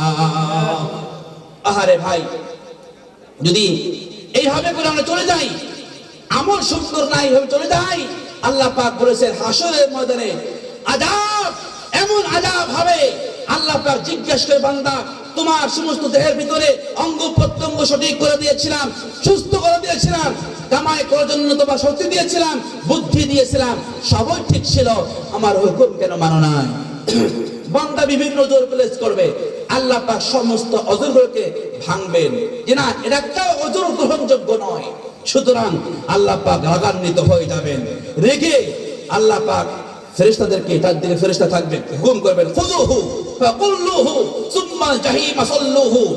এই ফেরেশতারা, একে ধরো, শক্ত করে ধরো, এই নাফরমান, বেনামাজি, সুদ খেয়েছে, ঘুষ খেয়েছে, হারাম করেছে, মিথ্যা কথা বলে ব্যবসা করে হারাম ব্যবসাকে হারাম করে এনেছে। সুতরাং এই হারাম খোরদের, বেনামাজিদেরকে, এই গুনাহগারদেরকে এদেরকে ধরে ফেলবে। ফাকুল্লুহু, এদের গলার ভিতরে জাহান্নামে গরম করা আগুনের বেড়িগুলো গোদের ভিতরে লাগাইয়া দাও। আয় বাবাজিরা, যুবক ভাইরা, একটু চিন্তা করো তো, জাহান্নামে গরম করা আগুন লাল টকটকে একটা বালা যদি বের নিয়ে আসে গলার ভিতরে লাগিয়ে দেওয়া হয়, এর হিট যখন চামড়ায় লাগবে, রগে লাগবে, মাথার উপর দিয়ে যখন গরমটা ছড়তে শুরু করবে, কান দিয়ে গরমের আগুনের শিখা বের হবে, নাক দিয়ে গরম আগুনের শিখা বের হবে, চোখ দিয়ে যখন আগুনের শিখা বের হতে শুরু হবে, বলেন তো একজন মানুষের যন্ত্রণা কত বেশি শুরু হয়ে যাবে।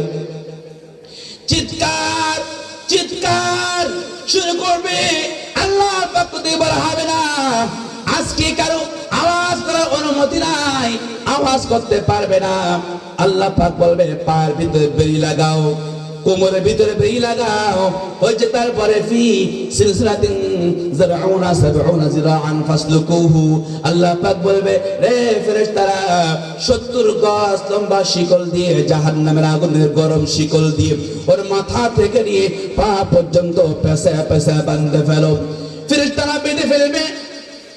আল্লাহ পাক বলেন وسيق الذين كفروا إلى جهنم زمرا حتى إذا جاءوها فتحت أبوابها وقال لهم خزنتها ألم يأتكم رسل منكم يتلون عليكم آيات ربكم। আল্লাহ পাক বলেন হাতে পায়ে কোমরে বেরি পড়িয়ে মাথা থেকে নিয়ে পা পর্যন্ত শিকল দিয়ে পেঁচিয়ে পেঁচিয়ে টেনে টেনে হেসড়ে হেসড়ে ধাক্কায়া ধাক্কায়া জাহান্নামের দিকে যখন নিয়ে যাবে, দরজা খুলে দেওয়া হবে। জাহান্নামের দারোয়ান তারা ডেকে বলবে কপাল পরা, তোমাদের কাছে কি কোনো নবী, কোনো ওলামায়ে কেরাম, কোনো মাহফিলে, কোনো মসজিদে, কোনো জুমায়, কোনো খাটিনো, কোনো হাক্কানি পীরে খানকায় বসে কি কোনোদিন আলেমেরা তোমাদেরকে বলছিল না নামাজ না পড়লে এরকম জাহান্নামে তোমাদের আসতে হবে, হারাম খাইলে এইরকম করে তোমাকে লাঞ্ছিত হয়ে আগুনে পড়তে হবে, জ্বলতে হবে। তুমি যদি মিথ্যা কথা বলো, যদি তুমি মানুষের হক নষ্ট করো, তোমার হাতে পায়ে বেরিয়ে পড়িয়া লাঞ্ছিত করে করে তোমাকে জাহান্নামের আগুনে ফেলে দিবে। তোমার কাছে কি এই সংবাদ তোমারে কেউ কি কইছিল না? কালু বালা, তারা বলবে হ্যাঁ, কাঁদবে, চোখ দিয়ে পানি পড়তেছে, মাথা থেকে দিয়ে রক্তগুলো দরদর করে পড়তেছে, আগুনের তাপে ঘাড় রক্ত পড়ে গেছে, রক্ত পড়ে গেছে, রক্ত পুঁজগুলো গলে গলে পুরা গায়ের ভিতরে রক্ত হয়ে গেছে, পুঁজ লেগে গেছে, দুর্গন্ধ শুরু হয়ে গেছে। কাঁদবে, চিৎকার করে কাঁদবে, কাঁদতে কাঁদতে বলবে কালো বালা, হ্যাঁ আমাদের মাহফিলে আলেম ওলামা জাহান্নামের বর্ণনা আমাদেরকে বলেছিল, গুনাহগারদের হালাত কেমন হবে তা বলেছিল, আমরা শুনেছিলাম কিন্তু তা আমরা মানি নাই। নুকাযিবুহু, আমরা মিথ্যা বলেছি আর বলেছিলাম তোমরা হচ্ছে ইন্নাকুম ফি দালালিম মুবিন। আমরা আলেমদেরকে বলেছিলাম ও হুজুর তোমরা তো মাথার উপর টুপি পরো, তোমরা তো কিছু বোঝো না, আলেমদের জন্য এই দেশটা শেষ। কয় না কয় না? আলেমরা মূর্খ, আলেমরা অশিক্ষিত, আলেমরা কিচ্ছুই বোঝে না, খালি নামাজ পড়তে কয়, খালি হালাল খাবার ইনকাম করতে বলে, আলেমরা কিচ্ছুই তো বোঝে না, হালাল করলে কি বেশি ইনকাম কি করা যায় নাকি, হুজুররা তো কিচ্ছুই বোঝে না। এই কথাগুলো বলে বলে আমরা আলেমদের কথা করে প্রত্যাখ্যান করেছিলাম। আল্লাহর ফেরেশতারা বলবে ইদখুলু আবওয়াবা জাহান্নাম খালিদিনা ফিহা আবাদা, ওদেরকে ফেরেশতারা বলবে যাও যাও, আলেমদের কথা শোনো নাই, নামাজ সুন্দর করো নাই, তোমরা হজ আদায় করো নাই, যাকাত দাও নাই, তোমরা সুদ ঘুষকে ত্যাগ করো নাই, মিথ্যাকে তোমরা ছাড়ো নাই, ইদখুলু আবওয়াবা জাহান্নাম খালিদিনা ফিহা, যাও। এবার তাকে পদমুখী করে পা ধরে মাথা নিচু দিক করে পা উঁচু করে ফিকে তারে জাহান্নামের আগুনের ভিতরে ফেলে দিবে। যদি নাউজুবিল্লাহ, আগুন চিৎকার করে পুড়তে পুড়তে পুড়তে পুড়তে চিৎকার করে কাঁপতে কাঁপতে কাঁপতে কাঁপতে কাঁপতে কাঁপতে জাহান্নামের একদম তলায় গিয়ে পড়বে।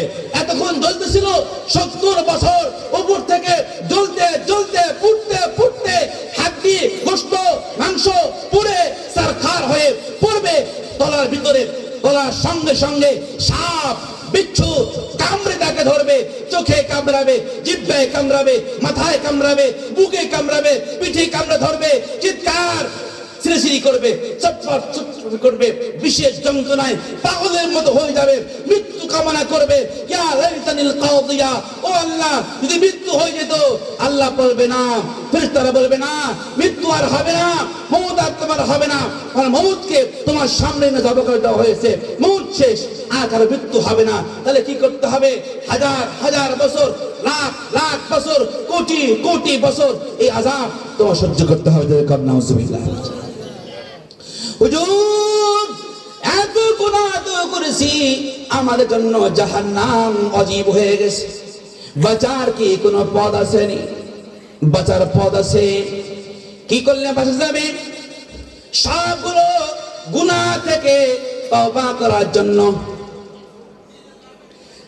আল্লাহর ঘর মসজিদে গিয়া 2 রাকাত নামাজ পড়বেন, তওবার নামাজ, সিজদা করবেন আল্লাহর কদমে, চক্ষু বন্ধ করে মালিককে ডেকে বলবেন, ওগো মালিক গুনাহ করেছি না মালিক, না বুঝে বুঝে, এত বড় আযাব হবে জানি নাই, বুঝি নাই নে মওলা। আজকে তোমার নবীর ওয়ারিস আলেমদের মুখে জাহান্নামের বর্ণনা শুনে বুঝলাম এত বড় যন্ত্রণা জন্য ওয়াজিব হয়ে গেছে। মালিক তাওবা করলাম, আর কোনদিন নামাজ আমরা ছাড়ব না ইনশাআল্লাহ। পারা যাবে না? সিজদা করে আল্লাহর কদমে সিজদা করলে নবীজি বলেছেন, আল্লাহর বান্দা যখন সিজদা করে তখন আল্লাহর বান্দা আল্লাহর সবচেয়ে বেশি কাছে চলে যায়। সুবহানাল্লাহ বলে বলে। আল্লাহ পাকের সবচেয়ে বেশি কাছে গিয়ে আল্লাহকে সিজদায় গিয়ে বলে, মালিক আর নামাজ কাজা করব না, আর মিথ্যা কথা বলবো না, আর মানুষকে আর কষ্ট আমরা দেব না, প্রতিবেশীকে আর কষ্ট আমি দিব না, হিংসা বিদ্বেষ আমরা করব না, আমরা মানে মাপে আমরা কম দিব না, বিচে কেনায় মিথ্যা কথা আমরা আর বলবো না। ওগো মালিক হারাম খাবার আর খাবো না, সমস্ত গুনাহ থেকে তোমার কাছে আমরা তওবা চাই, মাফ করি। আল্লাহর হাবিব বলেন, যখন মানুষ আল্লাহর দরবারে হাজির হয়ে আল্লাহর কাছে তওবা করে, আল্লাহ পাক তার জীবনের সবগুলো গুনাহ ক্ষমা করে দিয়ে গুনাহ পরিমাণ নেকি তার আমলনামা দান করে দেন। সুবহানাল্লাহ। 1 নম্বরে আমরা তওবা করব ইনশাআল্লাহ। 2 নম্বরে ওয়াদা করতে হবে, মালিক আমি আর ইবাদত ছাড়া, ইবাদতহীন জীবন আর আমি চালাবো না। নামাজ শুরু করে দেন, নামাজ শুরু করেন আজকের ফজর থেকে। এখন হাত তুলতে বলি, দেখবেন যে ম্যাক্সিমাম আজকে মাগরিব এশা পড়ে না, আছে না নাই? এখানে বসে ওয়াজ শুনতেছেন কিন্তু মাগরিব পড়ে নাই, এশাও পড়ে নাই। আজকে দিলে নিয়ত করে ফেলেন, যা আল্লাহ আগামী ফজর থেকে সারা জিন্দগি আর নামাজ পড়া করব না ইনশাআল্লাহ। সেই তৌফিক যেন আল্লাহ পাক দান করেন, সেই দোয়া আজকে আমরা এখান থেকে করে যাবো ইনশাআল্লাহ। 1 নম্বর তওবা করব। 2 নম্বরে 5 ওয়াক্ত নামাজ পড়ার জন্য চেষ্টা করব, আল্লাহর কাছ থেকে সাহায্য প্রার্থনা করব ইনশাআল্লাহ। 3 নম্বরে হারাম কোনো খাদ্য আমরা খাবো না, হালাল রিজিক আমরা তলব করব, আর হালালের ভিতরে আল্লাহর কাছ থেকে বরকত চাবো ইনশাআল্লাহ। 4 নম্বরে আল্লাহ পাকের বাকি হুকুমগুলো মানার জন্য আমরা আল্লাহর কাছ থেকে সাহায্য চেয়ে যত্নবান হব ইনশাআল্লাহ। আল্লাহ পাকের এই যে একটা নিয়ামত, নামাজ পড়তে পারা, হালাল খাবার খাইতে পারা, সহজে কি সম্ভব? এটা যে সাকসেস করার জন্য আল্লাহ পাককে রাজি করা, আমার দেহের ভিতরে হারাম টাকা, হারাম খাদ্য, মিথ্যা বলার সব রক্তের ভিতরে মিশে গেছে পাপগুলো। সুতরাং আল্লাহ নবী বলেছেন, as-sadaqatu tudfi'u ghadabar rabbi, তুমি যে একটা গুনাহ করেছো, আল্লাহ পাক নারাজ হয়েছে, নারাজের গজবের অন্ধকার তোমার রক্তের ভিতর ঢুকে পড়েছে।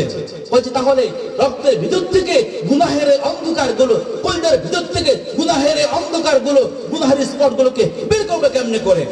আল্লাহর নবীজি মহাবিজ্ঞান সম্রাট, তিনি বলে গেছেন, তুমি যে গুনাহ করার কারণে রক্তের ভিতরে অন্ধকার ঢুকে পড়েছে, মুসলিম শরীফের ভিতরে আছে, যখন বান্দা কোনো গুনাহের কাজ করে নুকিত ফি কলবিহি নুকুতান সাউদা, একটা গুনাহ করে তার কলিজার রক্তের ভিতরে, কলিজার ভিতরে একটা গুনাহের দাগ পড়ে যায়, আবার গুনাহ করে আবার দাগ পড়ে, আবার গুনাহ করে আবার দাগ পড়ে, দাগ পড়তে পড়তে পড়তে পড়তে আপনার রক্তের ভিতরে অন্ধকার হয়ে যায়। তখন আর নামাজে মজা লাগে, জিকিরে আর মজা লাগে না, মাহফিলে আর যাইতে মনে চায় না। যদি যাইও নামাজ নিয়ে পড়েও ফেলি, দুই হাত করে যখন মনোজাত করি, পাশে এক ভাই হাউ মাউ করে আল্লাহর কাছে কান্দে জাহান্নামের ভয়ে, কবরের ভয়ে, হাসরের ভয়ে, আর আমি চাইলেও আমার চোখ দিয়ে এক ফোঁটা পানিও বের হয় না। কতক্ষণ ঠিক কিনা? আমার ভাইরা, তাহলে বিজ্ঞান সম্রাট সমস্ত আম্বিয়া কুল্লু শিরামণি বিশ্বনবী বললেন, ও আমার উম্মতেরা, রক্তের ভিতরে গুনাহ করে অন্ধকার তৈরি করেছো, এই অন্ধকার বের হবে কিভাবে? কয়, তোমার রক্তকে পানি করে যে অর্থ উপার্জন তুমি করেছো, তোমার রক্ত ঘামানো অর্থ নিয়ে তুমি আল্লাহর ঘরে দান করে দাও। as-সাদাকাতু তুতফি গদাবার রাব্বি, তাহলে এই সাদাকার বিনিময়ে, এই দানের বিনিময়ে আল্লাহ তাআলা তোমার রক্তের ভিতরে কঙ্কিত গুনাহের অন্ধকারকে দূর করে দিয়ে আল্লাহ পাককে রক্ত করবেন হালাল এবং পবিত্র আর ঈমানের নূর ওয়ালা করে কোন সুবহানাল্লাহ বিহামদি। আমার ভাইরা জন্য কে আছেন?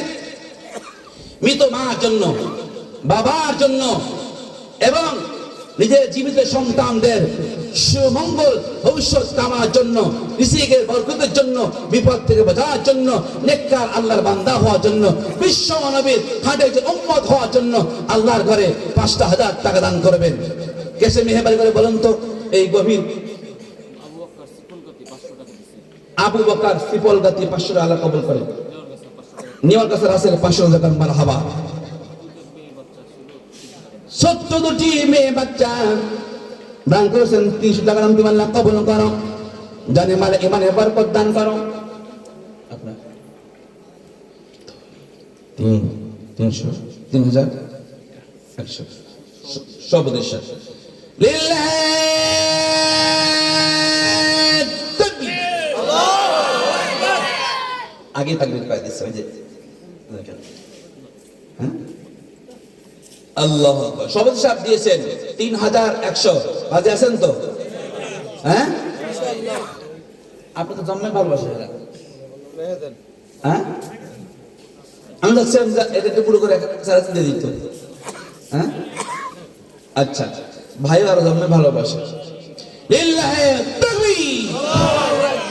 আল্লাহ তাআলা তোমার বান্দা আজকের মাহফিলের সম্মানিত সভাপতি দান করেছেন ৩,১০০ টাকা দান তুমি আল্লাহ কবুল করো।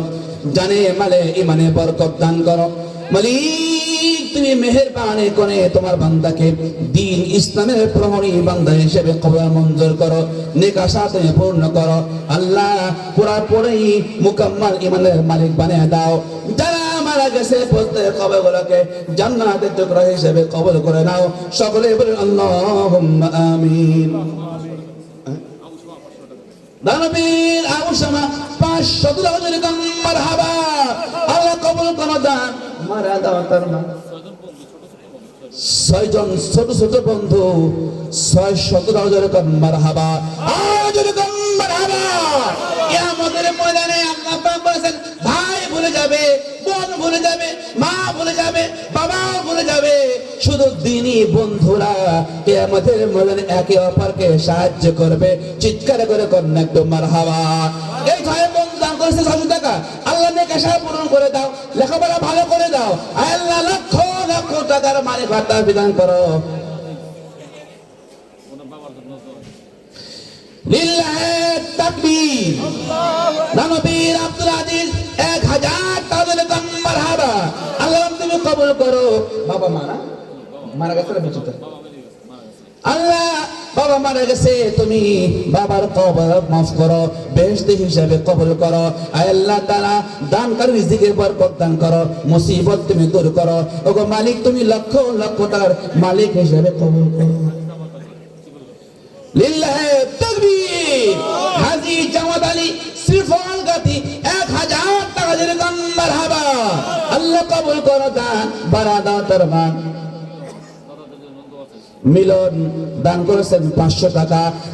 দোয়া শেষ দাদাদের জন্য আল্লাহ নাম তুমি কবুল করো, মানে বরকত দান করো, লক্ষ লক্ষ টাকা ইনকামে তাফি দান করো, দাদাদের কবর মাফ করে দাও, আল্লাহ বেহেশতে এসে কবুল করো। সকলে বলেন আল্লাহুম্মা আমিন। কি নাম ভাই? ভাইয়ের মার জন্য 200 দান তুমি কবুল করো, মায়ের কবর মাফ করো, আল্লাহুম্মা আমিন বলেন। এটা কি নাম ভাইয়ের? বেলাল ভাই একটা হাদিস বলে।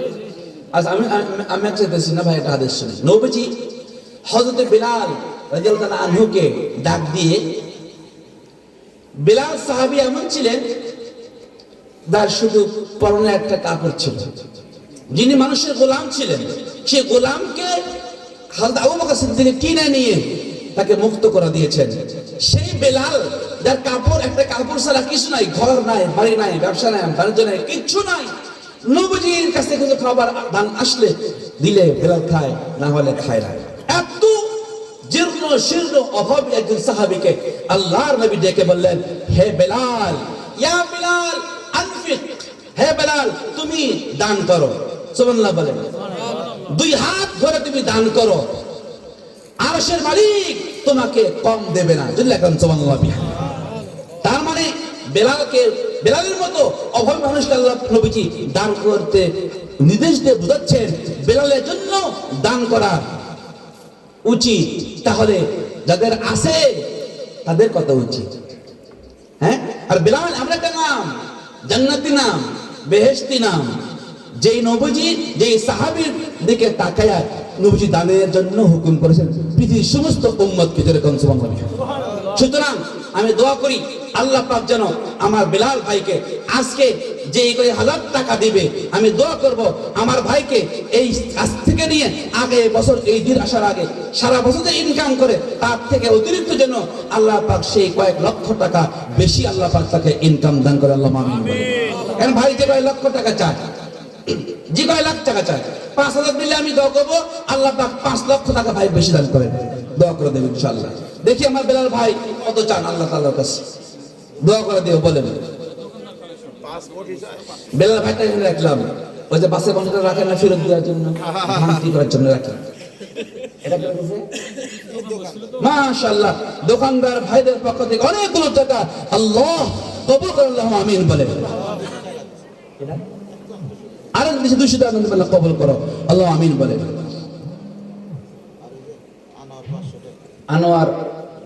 আনোয়ার 500 টাকা দেবেন, মারহাবা, আল্লাহ কবুল করে দান, বাড়ায় দাও তার মান, আল্লাহ মৃত্যুর সময় তার মুখে শুনিয়ে দিও কালেমার আওয়াজ, মৃত্যুর পরে বেহেশতের শুনেও বেহেশতি হুরদের গান, আর খাওয়ায়ও বেহেশতের মধ্যে হুরদের হাতের পান, জোরে বলেন আল্লাহুম্মা আমিন।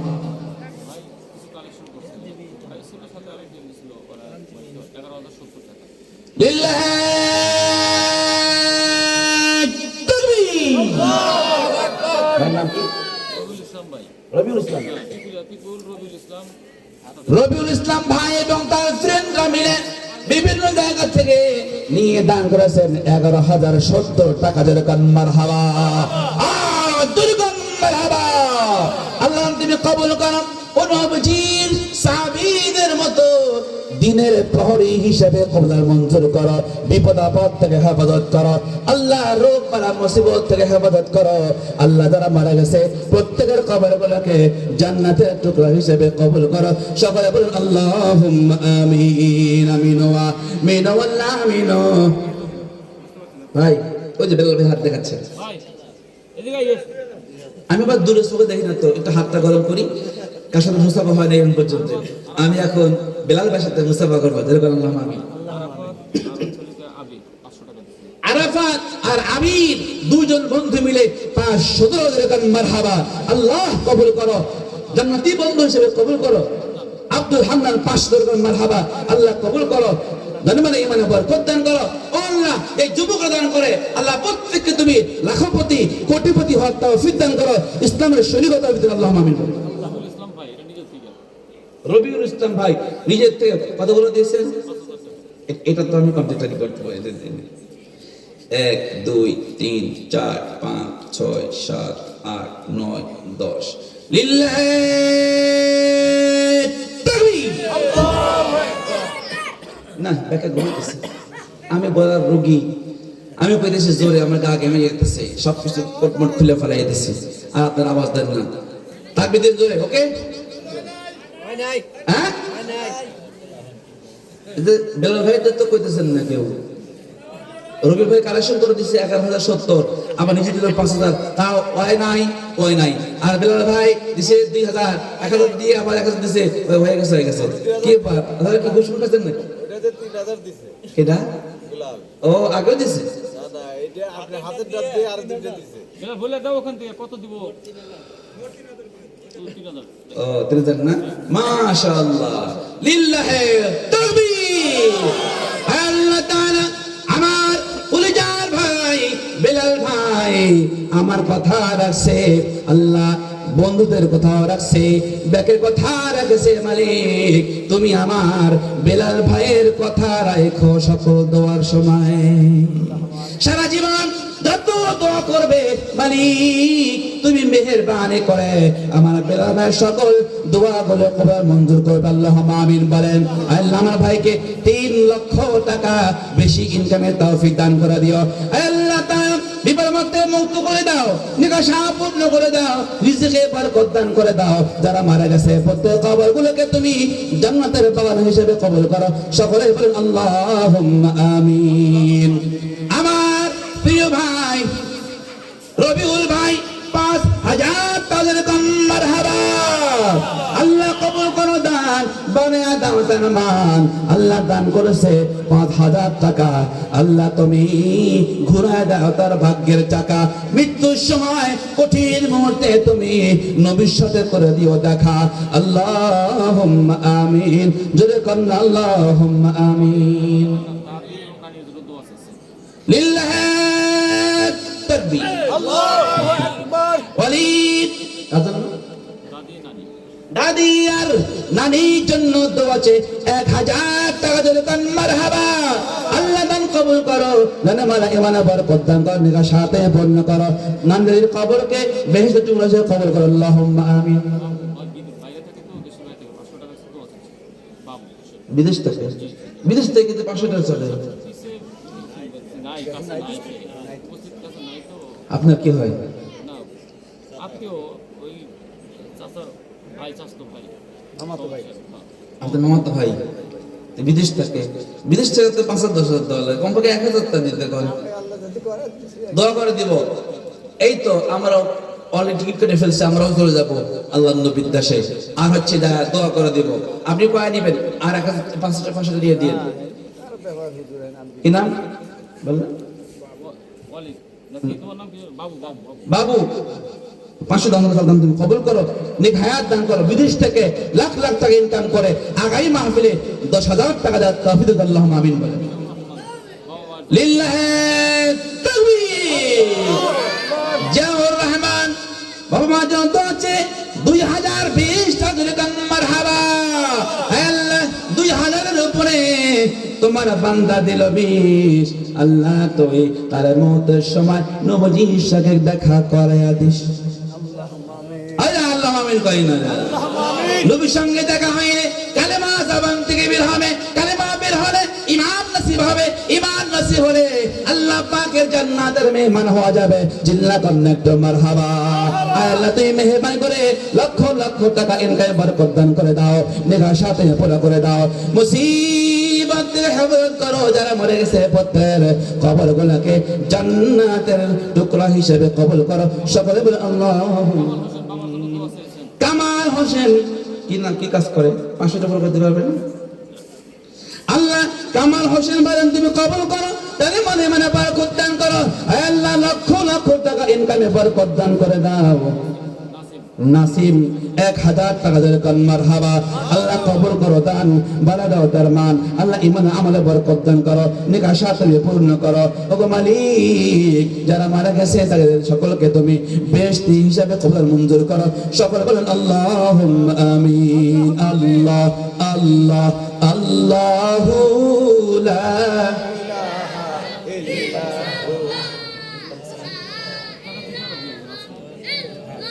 জোরে আল্লাহ আল্লাহ আল্লাহু লা জোরে আল্লাহ আল্লাহ আল্লাহু লা। একদিন দুইটা মাহফিল ছিল। একটা মাহফিল ছিল সেই রতন গান্ধীর ওদিক দিয়ে পার হয়ে একটা জিগার বাড়িয়া, আর একটা মাহফিল ছিল সতবাড়িয়ার পাশে, যে অন টাইম প্লেট যে বানায় সেই কোম্পানির পাশের মসজিদ। ওই মসজিদ মাহফিল থেকে আসতে আসতে রাস্তায় কুয়াশায় ঢেকে ফেলছিল এরকম গতকালকে কুয়াশার মতো। আল্লাহর রহমতে রাস্তা থেকে নিয়ে নিচে 10 ফিট নিচে হুন্ডা নিয়ে পড়ে গেলাম। সাথে ছিল আপনাদের আরেকজন টেটিয়ার কান্দার একজন ছেলে আমার পেছনে। ওইটা মোটরসাইকেলটা আমি চিকন টিকন ছিলাম তখন, ধুমুর খেলে পড়ে গেলাম নিচে। যাইয়ে পড়লাম তো দেখি একটু বেশি কাদা নাই, বেশি শক্তও নাই, একটা মিডিয়াম আল্লাহ পাকে তৈরি করে দিয়েছে। ধুম করে চলে গেলাম, চাকাটা গেড়ে গেল, আর আস্তে করে গাড়িটা নিয়ে আমার পায়ে পড়ে গেলাম। একটু ব্যথা পাইলাম হাঁটুতে আর হাতে। ওখান থেকে উঠবো কেমনে করে, 10 ফিট উঁচা রাস্তা থেকে উঠতাম কেমনে করে। এদিকে সময় ফোন করতেছে, হুজুর কদ্দুর, হুজুর কদ্দুর, হুজুর কদ্দুর। এরকম করতে করতে আসলাম। মাশাআল্লাহ, ছোট্ট শিশু বান্দা নানির জন্য দোয়া আছে 150 টাকা ধরে কান মারহাবা, আল্লাহ দান কবুল করো, নানির কবর এবং মাফ করো, আল্লাহুম্মা আমিন বলে। মাশাআল্লাহ, স্টেশন বাজার কালেকশন, হাট কালেকশন সব মিলে মোট 31 টাকা ধরে কান মারহাবা, আল্লাহ কবুল করো, নিকাশা পূরণ করো, বিপদ থেকে হেফাজত করো। 700 টাকা দান করতাম, তুমি কবুল করো, নিকাশা পূরণ করো, লক্ষ লক্ষ টাকা ইনকামের তৌফিক দান করো, আল্লাহুম্মা আমিন বলে।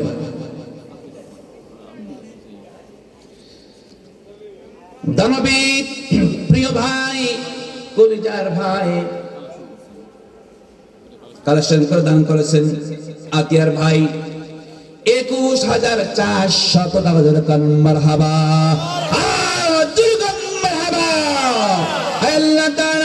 দান তুমি কবুল করো, জানে মানে ইমানে বরকত দান করে দাও।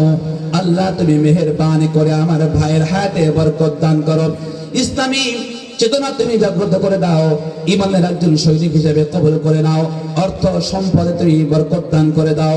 আল্লাহ আমার ভাইয়ের ওসিলা করে এলাকার ভিতরে তুমি দ্বীনি ফিজা চালু করার তৌফিক দান করে দাও। সকলে বলেন আল্লাহুম্মা আমিন। আমিন আমিন আল্লাহ আমিন। দানকারীর জন্য মওলা জান্নাতের হাউজ আমিন। ওই দিন হাতে ব্যথা পেলাম, পায়ে ব্যথা পেলাম, ওইভাবে করে হুন্ডা চালায়া দিন আসলাম আবার মাহফিলে এসে এরকম একটা ছোট্ট মাহফিল, বেশি বড় মানুষ নাই, অল্প অল্প মানুষ সামনে বসা, মা বোনেরা পর্দার অন্তরালে বসা আছে। আমি কালেকশন শুরু করলাম। আমি বললাম যে এত টাকা তো উঠলো, আমি একটু সিমেন্ট চাই, কয়েক ব্যাগ সিমেন্ট আমি চাই। বললাম যে মাত্র 20 ব্যাগ সিমেন্ট হলে আমি কালেকশন বন্ধ করার ইচ্ছা করি।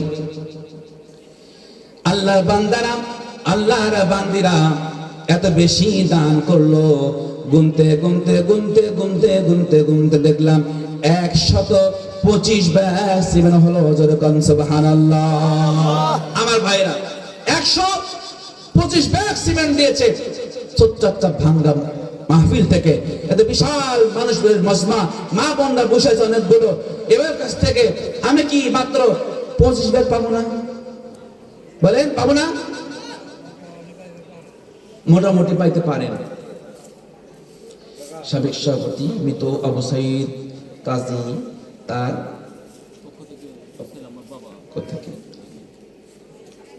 আমার ভাইয়ের বাবা সাবেক সভাপতি মৃত আবু সাইদ কাজী, তার পক্ষ থেকে আমার ভাই দিয়েছেন 10,000 টাকা ধরে কান মারহাবা, আর জোরে কান মারহাবা।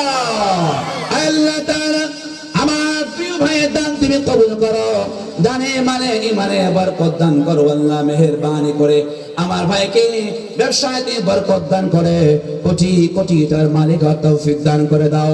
পাক্কা ইমানদার মুত্তাকি পরহেজগার বান্দা হিসেবে তুমি কবুল করে নাও।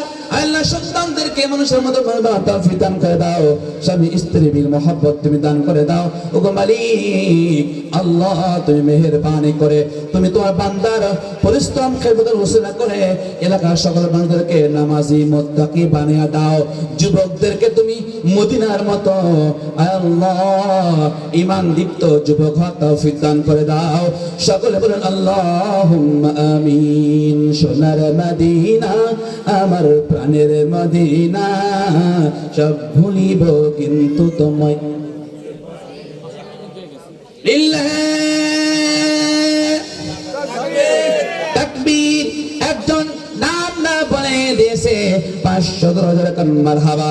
দান তুমি আল্লাহ কবুল করো, জানে মানে ইমানে বরকত দান করো, ইখলাসে বরকত দান করে দাও। ওগো মালিক আল্লাহ, তুমি মেহেরবানি করে তাকে মুত্তাকি বানিয়ে দাও, বিপদ হেফাজত করো, লক্ষ লক্ষ টাকার মালিক হিসেবে কবুল করো। সকলে বলেন আল্লাহুম্মা আমিন। লিল্লাহি তাকবীর। ইসমাইল হোসেন আমার ভাই চাচা 1000 টাকা দিলে কোন মারহাবা। আল্লাহ তুমি কবুল করো, জানে মানে ইমানে বরকত দান করো। কি নাম কি করে? ইসলাম ভাই। ইসলাম ভাই একবার 7 দিক পরে দিক শুরু হোক, ভাইয়ের থেকে শুরু হোক, দেখি 7 কতগুলো ওঠে। ইসমাইল ভাই কোনটা? দাঁড়ান তো ভাই দেখি, দেখে আমি দেখতে পাচ্ছি না, আমি সই দেখি না তো, মুরব্বী হয়েছে। ইসলাম ভাই না? এই সবাই দেখেন, ভাই নাম কি? আজকে কি জালসা দেন আজকে? বিরাট এক বসেন না আপনাকে, বিরাট ভাইয়ের নাম ইসলাম, জালসা হচ্ছে ইসলামী। তাহলে ভাইয়ের জালসা, ভাই দিয়েছে 100 টাকা, আর দানে আল্লাহ পাক মাল বাড়ায় দেয়।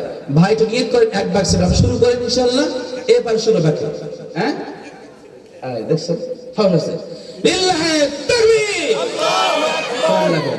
দানবীর আমার কলেজার ভাই ইসলাম ভাই 100 টাকায় 1 ভাগ সিমেন্ট দিলে দাম মারহাবা। আল্লাহ আমার ভাইকে তুমি লক্ষ লক্ষ টাকার মালিক বানিয়ে দাও, কামায় বরকত দান করে দাও।